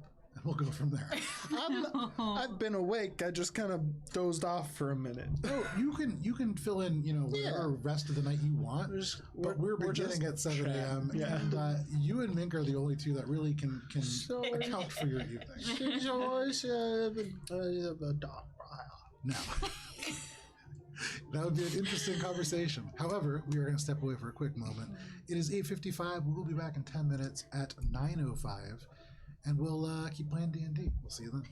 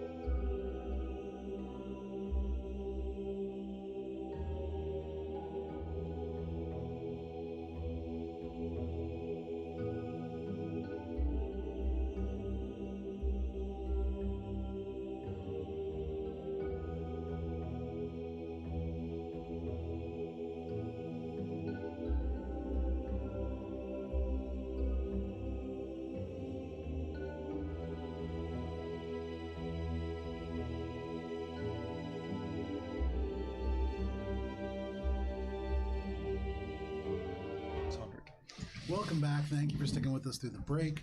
We are back to our D&D campaign. So, excuse me. No death. Ooh, when we left off, your group had gone drinking. And you had decided to drink a lot. Now, Minka, you and Ori, you watched Ori get relatively drunk, but not anywhere near as drunk as your companion. You lost him for the rest of the night. It's a little bit. If you wish, you could have Where's looked this? for Where'd these two go? I honestly, I have no idea. And I also am not really in condition to like shepherd anyone today. Especially if they get into the same kind of trouble that we got into before. Yeah. So, I'm just going to trust that they're gonna live, and I'm gonna, go back to the hotel. I'm gonna go. Did the food ever come? Yeah. I'll go. I'm getting tired. It's pretty cold. Okay, why don't we go back together, and then tomorrow, if they haven't shown up, I'll find them. We do it together. Yeah. We do a team now, the Wandering Fox. Yeah. All right, well, let's get to wandering to beds. Yes. One moment. I'm just gonna go use the restroom. I'm gonna like look really quickly to see if they're just passed out on the floor in the restroom. They're not. I'll settle out for cab. There is a window. It's like more for decoration, but it has been forced open. And so probably they made their way out in that direction. I'm gonna look out the window, and do I like just see them at all, like just wandering off into nowhere, or is it just like empty Big space? perception check. Find like pieces of clothing. Just like a natural 20 for a total of 26. Nice. So right in the back, you can see this kind of crystalline emerald wall ends as like a window, and where the window has been forced open just beyond by about 5 feet, there is like a stone brick fence that separates the next sort of structure. There is an area where you can see the very expensive, very nice cloak that Hirasum had given all of you. One of them is draped across as if to allow for easy passage over the kind of flowers and things that are growing over it. It would probably be Billy's cloak. It's a little bit more tattered than the other one, and so probably they have headed in that direction. Your eyes kind of follow. You can see beyond there is a beautiful emerald structure that at one point had these very nice topiaries around it. You can track where Alina and Billy made their way first over, and then weirdly over again the other direction, and then weirdly through, before finally kind of zagging their way. You see a little bit of vomit on the side of the kind of grass area, and then probably in that direction. Some sort of earthy residue. Okay. We're gonna deal with that tomorrow. What's that? We're gonna deal with that tomorrow. What's that? Yeah, but I did see that, let me just go grab a second cloak, because you look a little cold. And Minka's just gonna go grab Billy's cloak and wrap it around Ori, and then just lead him back home, because she's like, snuggly. Minka is the group mom. For sure. No problem. So you shepherd Ori back home. You make your way back to the Winston Manor. Not shepherd. A walk of my own accord. Okay. Because you didn't want to shepherd. I've literally titled the section of my notes, Shepherding the Drunks. I'm just a bit tipsy at this point. I'm just pulling up something here. I didn't get the fancy. So is there anything else, Ori or Minka, that you wish to do before marking off a long rest? so I have a question. I have my jeweler's kit. I'm trained in herbalism kit, so I'm guessing I don't actually have one. Unless it was part of your starting equipment, no. Yeah, no. Okay, so after she shepherds Ori's back, is it like super late at this point? I would say probably like 10 o'clock, not super late. Your companions got wasted real quick. Okay. It was one drink really that kind of kicked it into overgear, and so yeah, probably you guys left around like 7:30, getting back around like 8:30, and then yeah, so not terribly late. Okay, so She, after putting Ori to bed, she will I'm not ask. tired. It's okay. You'll just take a nap, and then when you get up, we will go find Billy and Alina. And Oh, you Grace, doing? And Where's you? oh, I'm just gonna get you I'll some go water, play with and then I'll be right back. You just gonna play with some rocks? Mm-hmm. Yes. Yeah, I gotta. Okay. Some dark She's brown gonna go down rocks. and see if she Rocks can from find Dark the rocks. gentleman who runs the place that I'm trying to find. Crispy. Crispy! Crispy is currently awake. Excuse me. God. Crispy, wake up! So as you walk in and you kind of get Ori in, you're looking around for Crispy, and then right next to you, Ori yells, "Crispy, wake up!" You hear from the top, "I'm coming." And then you just hear a shuffle down the stairs from this ancient gnome, shirtless, just wearing pants. He's surprised. He has like a six-pack. It's kind of drooping over his belt a little bit, but he has one. He looks pretty strong. He's sweating a little bit, but he goes, "What? I was doing my workout." Oh, Crispy, I'm so sorry to bother you, but Are you here to drink? Oh, yes! no, Oh, let's that's drink. plenty. Yeah! Oh, He shuffles over to you and comes down the Okay. Just a stairs. nightcap, just a nightcap, and straight to bed, Okay, don't you? Crispy, You do you walk happen, on the do dark you pile happen of to know rocks. if there's any place that's still open that might sell like herbs or anything for like Pipe hangovers leaf. and I've got rough some mornings? parsley and some basil. What you looking for? Is there like a place where I can go buy some? You Oh, trying you to might need a find lot. some puppy? This time of night, Yeah. probably not. Okay. But I've got some pepper. Would I know anywhere to find pipe leaf in the city? I like how now this is Amsterdam for you. Yeah. Alley. Roll a D100, Ori. Like, I know where to get some We herbs. wind up in the same place after all. 41. 41. No idea. Ah, shit. How about this, Gold Crispy? push. How about I give you a gold, and in the morning you make sure that there's a good food for having after a rough night ready hair for the dog. group. Don't really need gold. Harrison takes care of old Crispy, but if you can beat me in a drinking game, Oh, Okay. I got this one. You go. You work on your rock pile rocks, and I will play a game of drinking. Okay. You okay. work on your rocks, know, and I will play a game you of drinking. enjoy, Ori. I believe in you. I believe in you too. She's just gonna tap It's good his shoulder teamwork. and cast guidance, and then she's just gonna go to bed because she's reached the limit. no problem.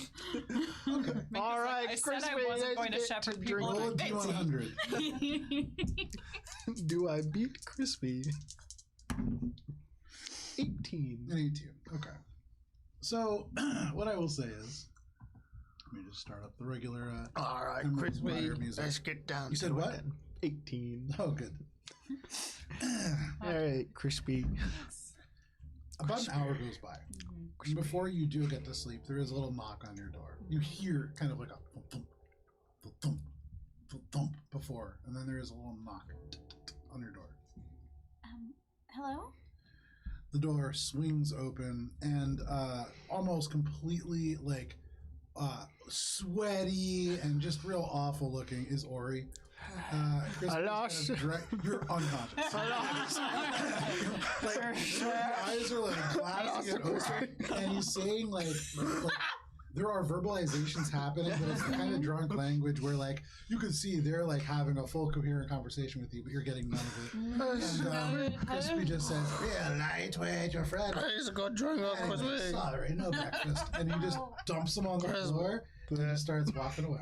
He's a good drinker, Crispy. Oh, Will no do. problem. Try again next time. Best of luck next time. Best of luck next Last time. thing Minka will do is examine the potato rock to see if it's and crack it open just to see if there's anything to it or if it's just a fucking potato. Hey, can I have some of that You take potato? your little tools, kind of mismatched as they are, but designed for doing this thing.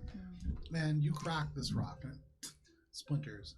And as you pry it open, hoping to see amethyst or some kind of a cool fossil or maybe even just some nice mica, Just a rock. Rock. Just a rock. Now Hey. 2 rocks, technically. Appropriate. Okay. You know, potato. She puts half the potato next to Ori on the floor.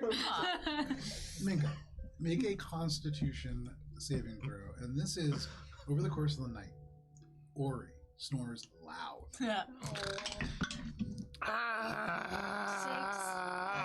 This potato is not good. If you would like to mark off a long rest, it will take you 10 hours to complete. As over the course of the night, on several occasions, you are awoken by somebody shaking your shoulder, and it being Ori, not facing you, facing the wall, but shaking your shoulder, and then going, "Hey!" and they're starting to like talk to you, but you're talking to the wall. What's up, guy here? There's a part later where you wake up and he goes, "There's a guy in bed with me." It's me. What are you doing in my room? Yeah, Mingo will take the 10 hours because she cannot afford to not get a long rest tonight. Why is the rest of the potato? So that happens. Ori, you are not marking off a long rest. We'll get back to you in the morning. As the day rises, at around 10 a.m., Elena, you wake up. And give me 1 second here, because the place that you wake up is a little bit busier than the place that you expected to wake up. At least I'm accounted for. Yeah, that's true. Crispy got me. So, all around you, give me 1 second here. You wake up, and it's kind of like this moment where there's peace, and there's calm, and then all of a sudden, and it's like the sound of people talking and like carts going by and somebody kind of laughing, and you smell strong, pungent aromas of cooking food, and all at once it's a little bit much, and you turn up and you throw up all over Billy's clothes, which you are wearing. I was gonna say, is Billy in the clothes? You kind of like hold up the clothing. It doesn't quite fit you, but you're wearing. Oh, I'm wearing Billy's clothes. Yes, Oh. and they're scratchy. Yeah. But you are willing to wear did a Billy's Freaky clothes. Friday. Yours nowhere to be seen. And in a brief moment, as you like pull yourself out of the half barrel that you have fallen asleep in, you look around and you are within a bazaar. All around, the little stalls are built from organic emerald that has grown in strange shapes. In a place that is very mindfully and kind of carefully produced.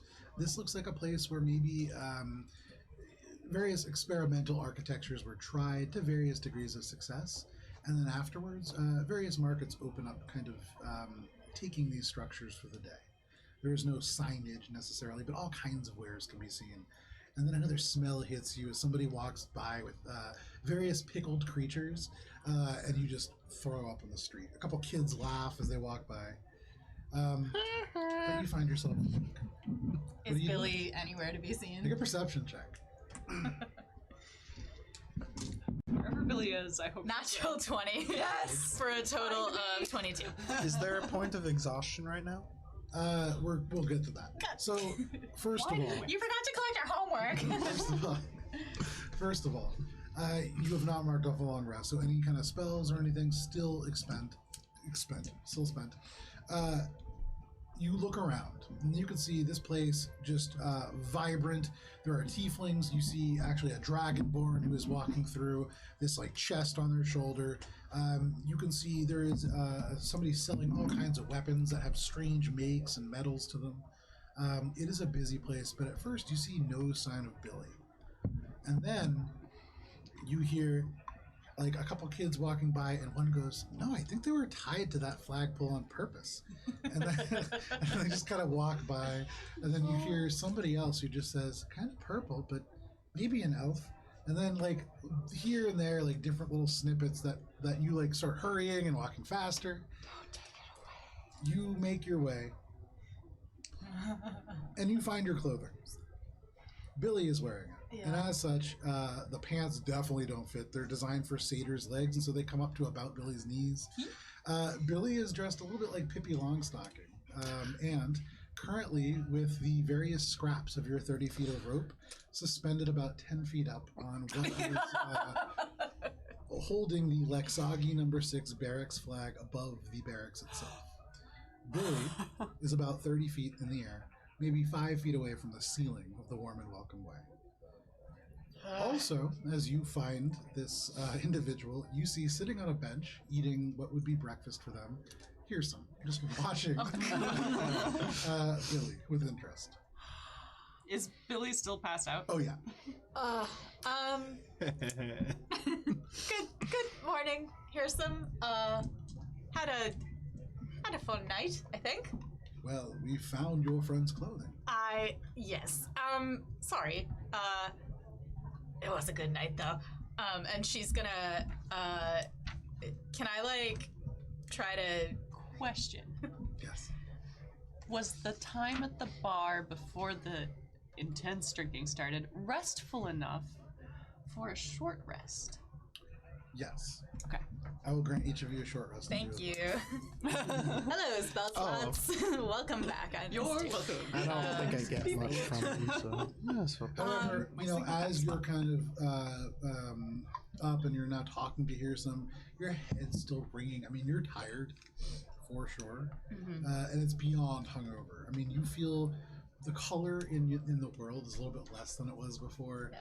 Like, you have vague memories of like being really happy. You definitely made more friends last night. You like look around. The city seems different. It seems like a little bit less colorful, a little bit less alive. And in that kind of like post-rave haze, not feeling so good. Hold down. Alina's gonna. What's the range on Mage Hand? Can my Mage Hand reach up there to kind of like 30 It's feet. either I 30 think. or 60 feet, depending. I think it whether or not you depends have on. that. Yeah, I think. I There's think the something. arcane 30, trickster yeah. has 60. So I'm And it's gonna. So invisible. she's on a flagpole. Can I like? Her down? yeah. Okay. It's flagpole. So I'm gonna use Mage Hand to like steady her and then lower her. okay. Billy, you are dreaming. In this dream, you are younger. And so, while that brings certain quantifiable, scary things, the world was easier in many ways. And you find yourself walking through familiar places. And then it's like the ground drops for a second. You find yourself steady. And it drops again. You find yourself steady. And you look around, nothing else is reacting. And then all at once, with this next and third drop, you wake up. You are tied to a flag post, and Alina, with Mage Hand, is lowering you down. This is not the first or even second time that you've been tied to something, waking up. So that in and of itself, not that weird. You are suspended over a busy city street. Hearsome gives you a little wave as you are like slightly lowered now, a little bit out of his sight. The edge of the roof now blocking you from his view, but you see just like the hand, and then that too disappears. You're still tied up and 30 feet above on the roof of the Lexagi barracks. Oh, the flagpole is on top. On the Oh, okay, I get it. Okay. Please real hat up. Billy, you awake? Can you climb on down now? Billy kind of inchworms her way to the edge of the roof. So I'm assuming Make it's an acrobatics check. Yeah, because it's easy enough once you've gotten to the ground. You have to pull yourself up, and you, having had this happen before, you kind of know the way that Alina secures you to this is to have your hands separate from the actual binding. So all you really need to do is kind of lift them up. Alina's not trying to kill you or make you lose circulation. Alina's trying to have a good time and pull a prank. Yeah. So you get yourself off very easily, but you are still bound. And so you have to inchworm your way over to the edge. What was that roll? It's an 18. 18. And so, no problem. Suddenly, you just see Billy's head pop up. And then go down a little bit, and you just see Billy's forehead resting on the edge of the structure, and then a little, and then popping more up, and Billy is now wedged against the edge of the roof.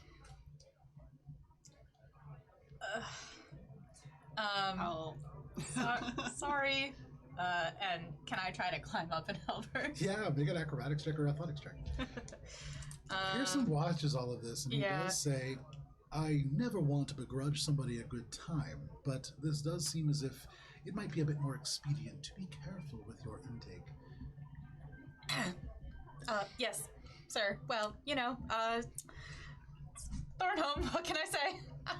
Well, I thought for Sir Nunez's folks, you would be capable of handling your liquor. But Typically I am, sir. I don't know what happened. I got a natural 20 on my acrobatics check very nice. for a total of 22. So without even having to climb or scamper, you think about this and if you did, and you can recognize as you're lowering down, you tied Billy up. You don't remember it, but you see all the evidence that you did it. It's your rope. And so you must have gotten up there at some point. You look around and you can see the neighboring building just kind of abutting the Lixagi barracks, like a 2-story high residence. And on the side of their building, there's a little ladder, and you can see painting had been done at one point. And you guys probably climbed up that and got over it. So you make your way up that, you get over, and you can untie Billy without any problem. I do that. Can I make an insight check to see if Hersom, is actually putting me on blast, or if he's yeah, we're satyrs, we know how this goes. Make a insight check. He's putting you on blast in the He hates you. condescending way. You're all Damn it. standing with him. Insight, where is insight? There we go. 7. 7? Yeah. It's hard to tell, but you should probably err on the side of caution and just assume that you've really disappointed him. Yeah. Because it's hard to tell. So can I help Billy climb back down to the ground level? Yeah, no problem. And as we do, I'll say, as we kind of walk past Hersom, I'll say, sorry, sir. I guess it's been a while since I've had Fey spirits. Won't happen again. And then I'll just start to lead Billy off. Billy just Well, it's grunts. quite entertaining, so just make sure you have nothing to do the day after. Yesterday. You're not there. Once Billy's hands are freed and she's on the ground, she does the usual once over that happens every time that Billy and Alina go drinking. Phone, wallet, like- keys. Yeah. Billy, Are we closed? Or Do we whose have our, clothes are- our yeah. stuff? Billy, if you can go ahead and roll 3d6, please. No. You're about to lose your legendary. No, I will fucking not. Yeah. I So like long, my righteous sword. chain. Joe made it for me. I want my Bye sword. bye, righteous chain. No. Side quest. We're reclaiming the righteous chain. one shot. Nah, we're just Where we gonna just come played across through an the night that asshole happened. wizard who uses it to summon It's like just fucking Billy and dragons Alina back into like the tracing world. back their steps. The lost night. This happens every campaign. I don't know why. Okay, I just You that put one. tasty alcohol Why are you in a front of 6? us, Why are you a and we roll bad Constitution saves. 12? A You're- 3, a 3, and a 6. A 3, and a 6 of 12. Oh, it's gone. Doesn't seem fair. How much gold do you have? How much gold do I? Trick Well, question. It's none now. I have 10 silver plus 11 gold, so 12. 0. 0. I love you so much. You are the best DM. Yeah. Thank you. Thank you. I don't have a lot of memory of that. In terms of your inventory, you do still have your sword. Oh God, thank you. Alina, Yeah. as she is wearing your clothing, what else does she have? As she has your inventory, you do not have Billy's inventory. You have many of Billy's things. Okay. You do have 11 pieces of gold. Yeah. You have all the money that Billy has lost. In fact, unlike the rules for carousing, it was not that Billy was robbed. It was just that you took Billy's stuff. So kind of robbed. Well, now Oh. Alina has gold. So Yeah. It's like Billy has gold. Yeah. So really, We're you basically paid for the married. drinks last You night. rolled, Alina. You earn modest winnings from gambling and recuperate your lifestyle expenses for the time spent carousing, and so that kind of just works out well. Yeah. So you rob your friend. So and, she has my Thornholm cloak. I do not think I would allow my genie vessel ring no, to be no, okay. definitely not. And up to you whether she has my rod of the pack keeper, I suppose. No. Okay, I would so say- just my cloak then. There you go. You are cloaked, and that's it. As we walk away, You also have a belt with a bunch of 9 potion bottles on it. as we walk away, Alina's gonna burst into laughter and be like, I really gotcha. And she's gonna take the belt off and hand it to her and like take her cloak. They're like and just changing in an alley. Yeah, this is not like an uncommon scenario for them. Like Billy, but like, she's keeps gonna the wait corner. until they're out of earshot of person before she like lets I herself tied enjoy you it. up good. So you get, you sort of like gather yourselves and get yourselves together. Here's some like watching this part unfold. Then, as you begin to try to look for a place to change, says, "Well, I'm glad that you've figured that out. Are you heading south?" Yes, sir. We're just gonna go meet back up with our party. Hope they fared better than we did. Yep, and we'll be heading out today. According to Crispy, they're still at the Wincing Manticore. Well, we'll go pick them up then. When you return, please send a notification to the administrator. We'll be staying with them. Please don't take too long. Yes, sir. This really shouldn't take any longer than 3 days. Turns and begins to walk towards the north. And Helena, once he's not looking at her anymore, visibly relaxes. All right, come on then. We need to go not have vomit all over us, I think. He reminds me of my Auntie Trudy. Oh, I'm so sorry. It's the worst. Trudy. Billy, as you think about that, something about your dream the night before kind of bothers you, but you've been awake too long now, and that feeling that means something, it pulls at you, but you're awake now. You hear the sounds, you smell the very unpleasant smells to your quite hungover senses. You lose your dreams. So, you make your way back to the Wincing Manticore. Minka, after 10 hours, you find yourself awake. Ori is loudly snoring, almost falling out of the bed. The rock is probably just kind of like in my mouth a little bit. Like I've been trying to eat this rock because I think it's a potato. Yeah. It is a potato. If you just believe, that's probably not great for his teeth. Oh, I'm not okay. All right. And there's this like in the quiet like morning, there's a moment where you're just like staring at Ori for a while, and there's like 5 minutes that pass, and then there's a thud as the rock like falls out of his mouth against the ground, and then smash cut to like Alina and Billy coming in the front door. Hey. Yeah, you guys all find yourself together roughly 11 a.m. It is late in the morning to get a start. So remember when we said we were gonna leave at 7? Who said that? Yeah. Was Well, Oh, you're back. well, now Nice. that you're all right, I found your cloak. Billy kind of like pats her, but it's like, oh. It's kind of like dusts the cloak off from the floor. Billy takes off the Even before Thornholm you cloak. dust it though, the cloak cleaner than anything else that they are wearing. Yeah. So we were in our nice clothes, like quote Yeah. nice clothes, right? Yeah. So Alina's gonna change back into just her normal clothes. Very. It's the same with Yeah. There Billy. you go. Billy's also gonna just like kind of look over and be like, the Presta thing. Oh yeah, Cheshire has prestidigitation. Yeah, Chester's not here. Oh man. Well, maybe when we see Cheshire next, she can help us. Speaking of Only have 2 Cheshire, cantrips, man. we kind of have to get going, but She'll turn up. She'll turn up. In my mind, Cheshire is perched on a rooftop somewhere, a la Shay. I have Cheshire's a very different character than Shay. Cheshire's I doing have stuff.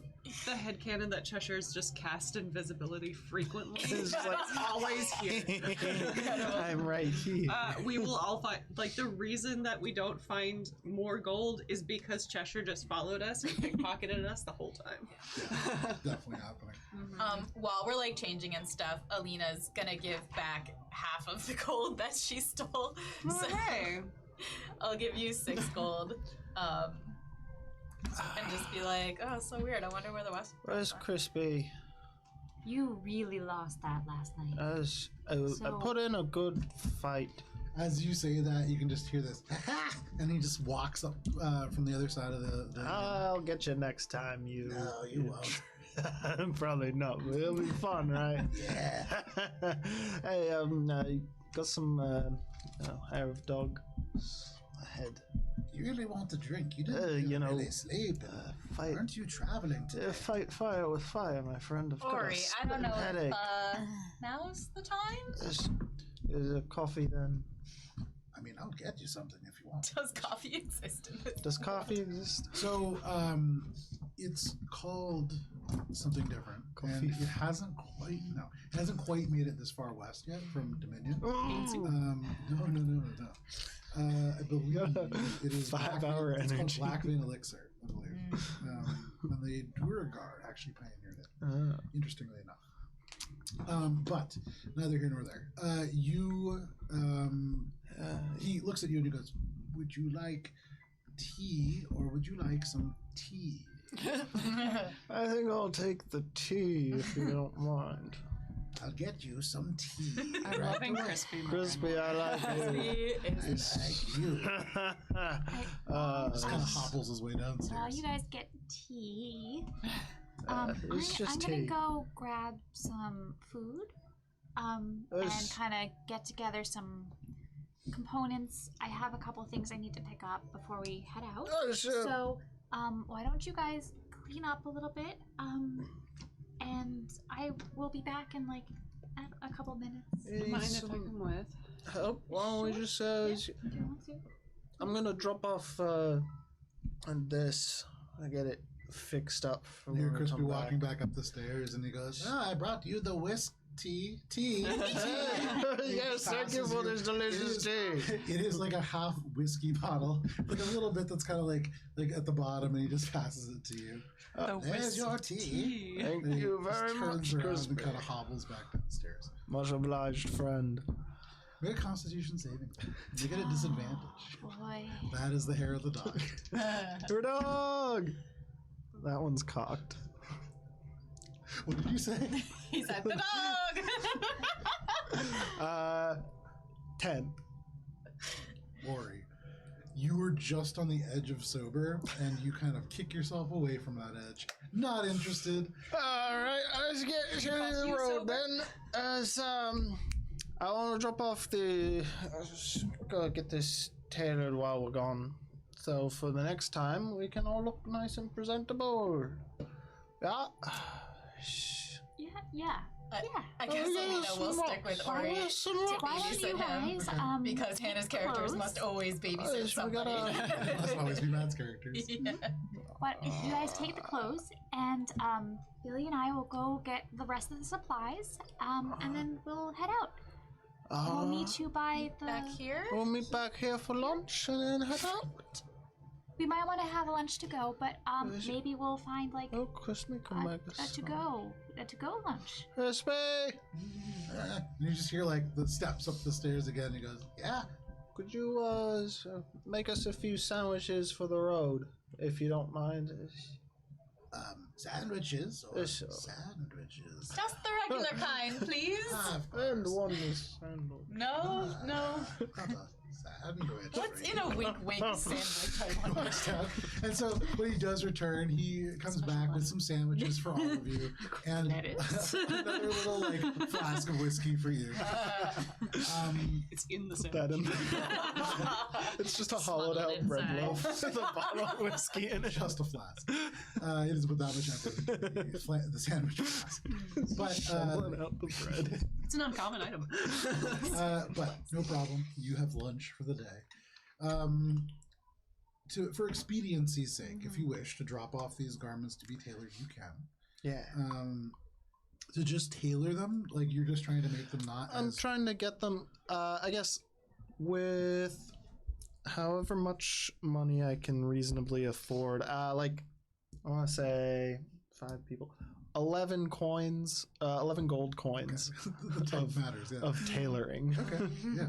No problem. You To can do make that. them- You know, and for 5 people, it would take a little bit longer. But since it's not like a rush job, you Yeah. can do that. So 11 gold coins.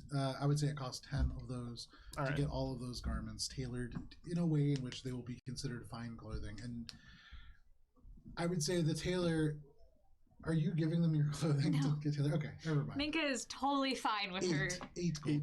Okay. She's And the tailor she's, says nothing. So that is what happens. she just folds it up and puts it in her pack. Yeah, there's nothing wrong with it technically. Just the fashion sense. So you all make your way back to the Wincing Manticore right around noon 30, and if you wish, you can set out on your next leg of your journey. Yeah. I think the only thing that Minka would try to buy, if she can find it, would be like small spools of metal thread. Or metal, like, wire. Okay, yeah, if you're looking for small spools of metal wire, are you looking for like the component as a spellcaster? No, for like the jewelry. For like jewelry. Oh, yeah, no problem. The only other component she would buy is out of her range right now. What kind of material would you like this wire to be made out of? Probably Adamantium. Probably you should be looking at like copper and maybe she likes the look of silver and gold. She knows that it's more pricey and soft. It is, but this is wire, and so it's very thin. And much like real life, when you're using very thin, small amounts of quantity pressed out like that, it's probably not super expensive. She would try to get one of each. Okay.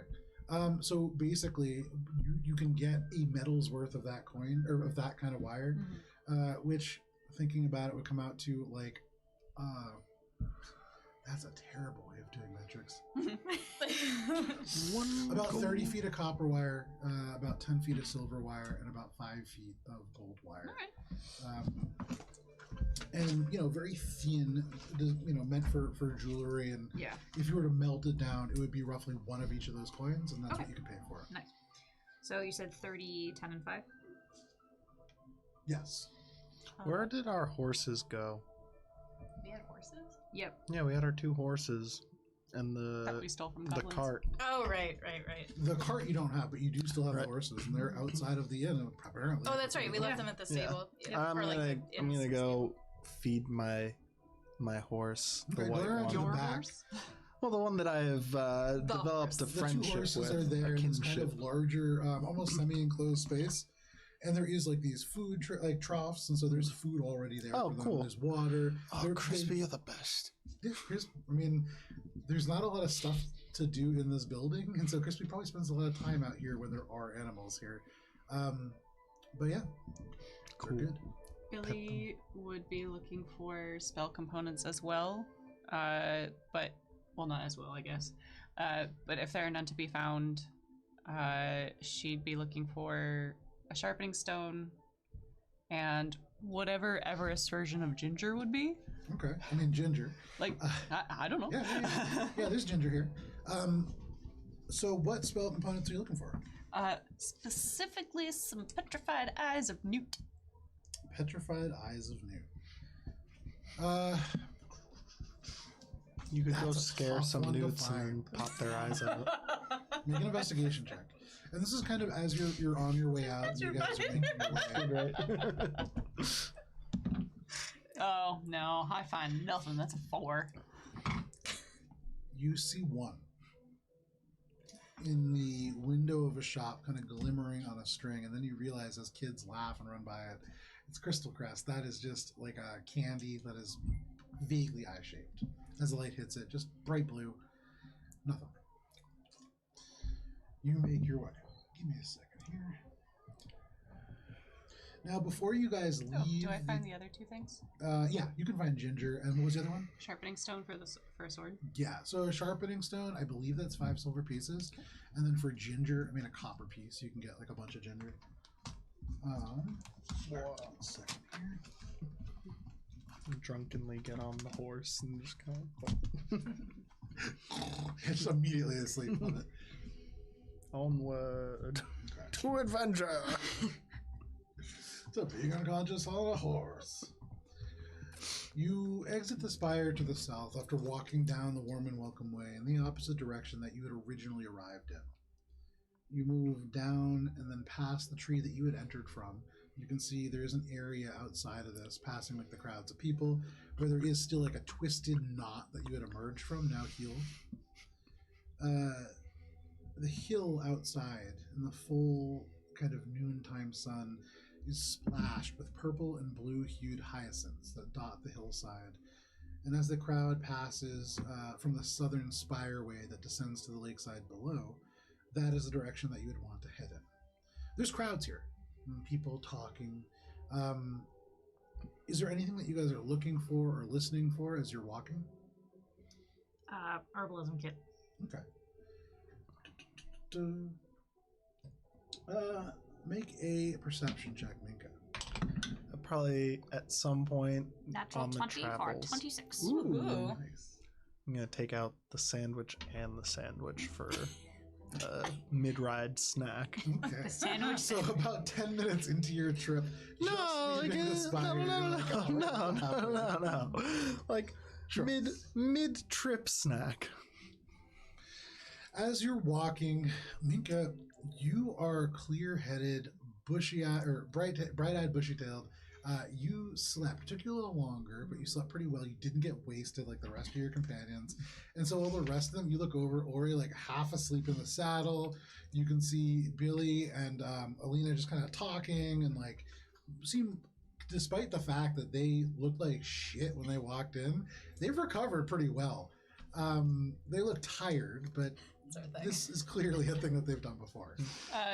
Billy's like sliced up some of the ginger root and put it into their water canteens. And it's just like, here you go.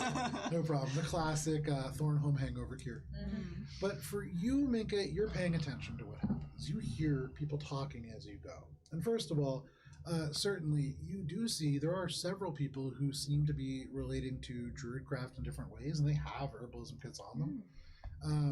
But you hear a couple of other things. You hear people talking, and going by, you hear somebody talking about in Volcanobear, the republic to the south. There are some kind of disappearances happening.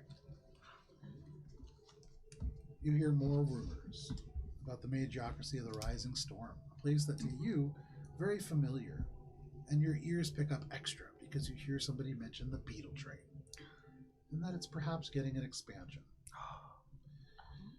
You hear that somewhere far to the north of a place called the Basalt Ribcage, there are wildfires raging out of control.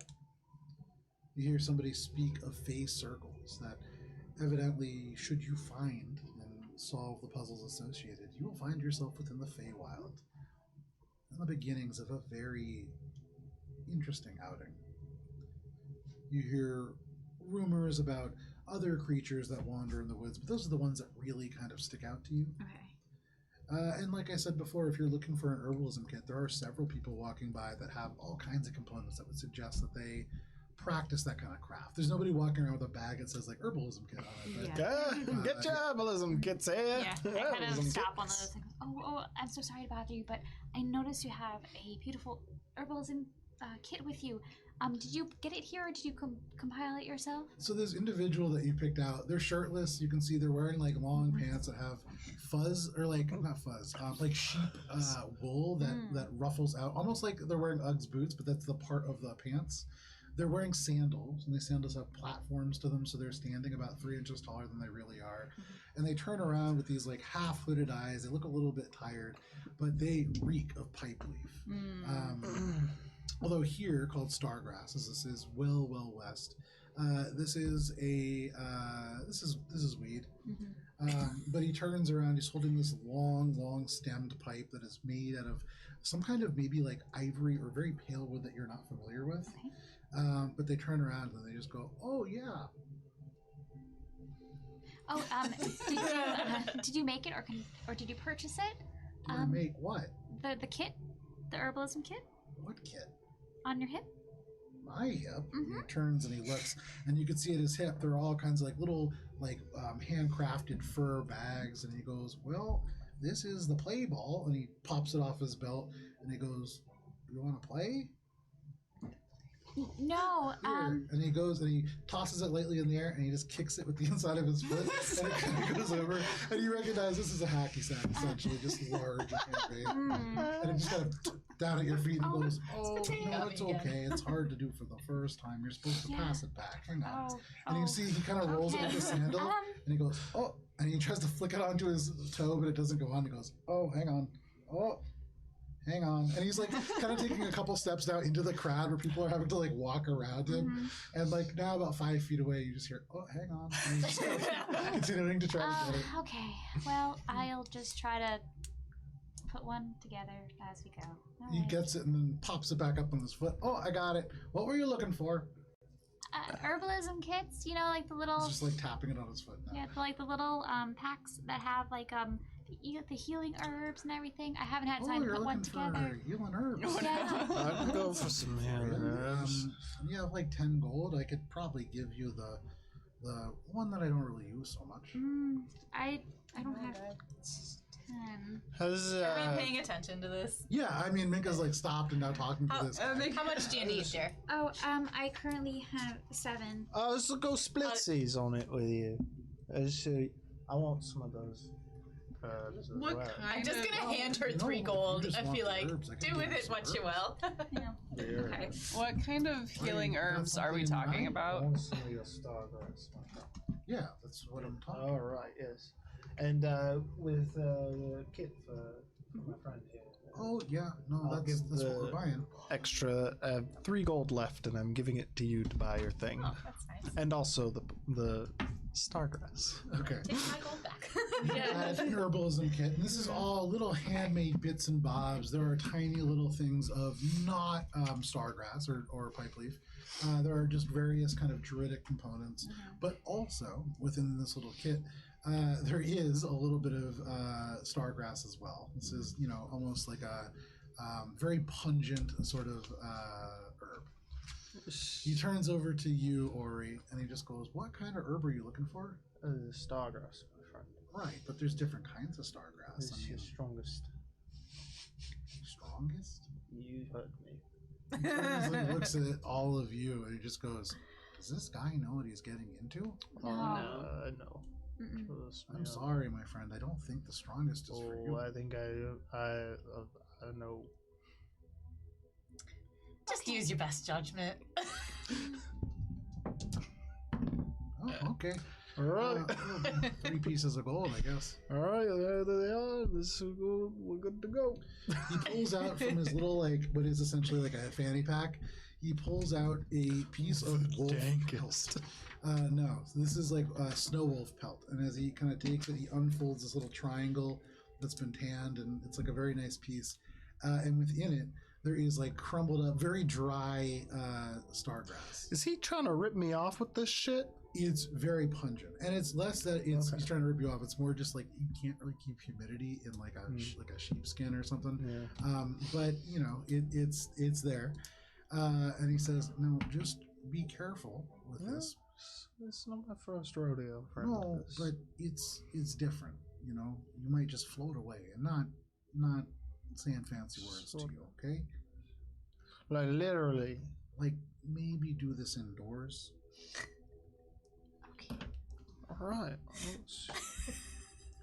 It's even just a little tip. Any amount, really. Yeah, You got something that's not going to make me float away? but you asked for. Well, I'll take that, but it's No, something you know what, sir? for the road. You is the have done us weirdest a great drug deal. service today. Thank you Yeah. so much. I'm sorry, I didn't ask your name. Your name? My name? Oh, Dewey Pea. Dweeby. Yeah. It's very nice. I'm Minka. It's very nice to meet you. Nice to meet you too. We'll be back in probably a couple days. But while we're out in traveling, can I find something for you maybe to bring back? Be here when you get back. Oh, okay. We're just passing through. He's gonna fly away. I'm traveling across to the Feywild with a larger group. Can't afford to do it myself, but to get the best ingredients, you gotta take a trip sometimes, Okay. But thank you. Good luck. Good luck to you too. Good luck to you. Thank you. And he just kind of begins to walk off on his little platform sandals. No problem. Okay. Okay. We really do gotta go. Yeah, guys, come on. You begin to make your way. Stumble my way back up onto the horse. Listen, Onward. listen. I got this because with the amount of Dying, death, dismemberment. I only got so Oh. much. I need a backup. I appreciate your consideration. Where's those? Oh, hey! And you can see the guy kind of like comes running back through the crowd and he goes, wait a second, are you going south? Yeah.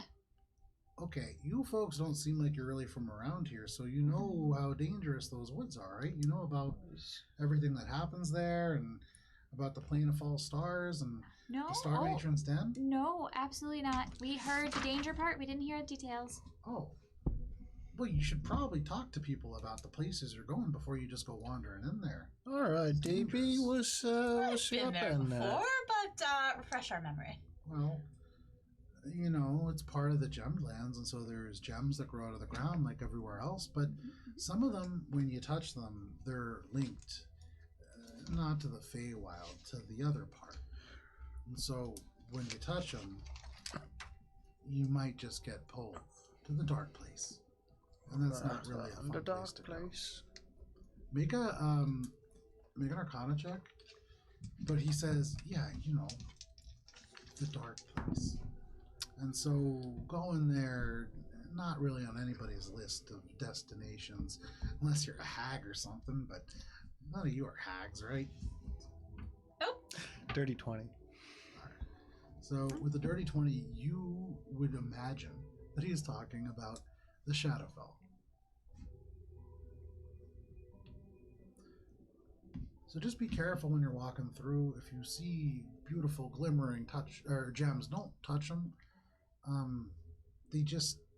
They're dangerous. I mean, there are a couple that are valuable, of course, but It's like the poison berries. You don't eat the ones that look like they're good because they might not be good. no, there's a lot of berries in the Heliodor forest. As that are a good to eat. metaphor, as a simile. Yeah. I'm not familiar with that berry, but It's a grammatical Wait, term for. what did you say about the false star in the den of? oh, the Storm Matron's Den. Sorry, the Star Matron's Den. I don't think I've ever heard of that. Well, linked to all these gems in the dark place, there's somebody called the Star Matron, because over there, well, apparently you can see stars. But Oh. she is supposed to feed on the dreams of the people that get trapped over there. It's not a great place to go, so if you Oh. can avoid it, I would. Oh. Okay. Don't touch the gems. And some of the sap is acidic, but good luck, guys. Oh. Okay. Thank you very much, Dweeby. And he just kind of, it's dweepy, but thanks. Dweeby, that's what I said. Just gets up and continues walking, now whistling. What a nice gift that person gave us. That is a natural 20 for you. Still got that rope? Yeah. Mind if I borrow a piece? Sure. Thank you very much. Before I get onto the horse again, I am going to tie the rope around the horse Mhm. and then tie the other end around my waist. Okay.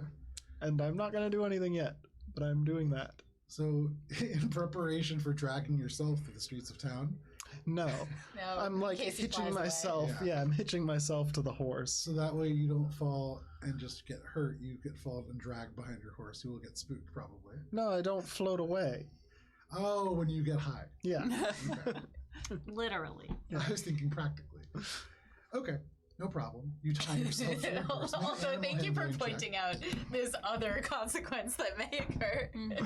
19. 19. So, in your drunken state, you kind of lean on the horse, and it's almost like the I horse love like you. takes pity at you and just kind of allows you to manhandle it. Oh, great horse, and now I'm going to hit you. The horse kind of in an annoyed way. But, So much. you lash yourself to the horse. All right, let's get on the road then. For the fourth time, you get your journey underway. You begin to walk, and as you approach this tower that you know houses a staircase that will lead you down to the ground below, because it is 10 o'clock, this is where we're going to end for this evening. with a very drunken Ori. It's fine. Thank you for hanging out with us for this episode or this session of D&D. We'll be back next week. If you cannot wait that long, we'll be playing Starfinder next Thursday at 6:30 p.m. Eastern Standard Time. And then this Sunday, none of you get to see it, but we're going to be playing a Starfinder game Sunday morning. If you do want to see it, is in canon to the rest of Mosaic Team 5. Make sure that you tune in to Third Party Con, President's Day weekend. It will be aired along with several other original one-shot adventures from other creators 3 times over President's Day weekend. So that is going to be the Starfinder one-shot, The Diner and the Drift. Diners, divers, and drives. Yeah, are you actually drunk now? But thank you for hanging out with us. Please stay safe. It's crazy out there. Please stay warm. It's freezing out there. Yeah, it is. See you next week. Bye.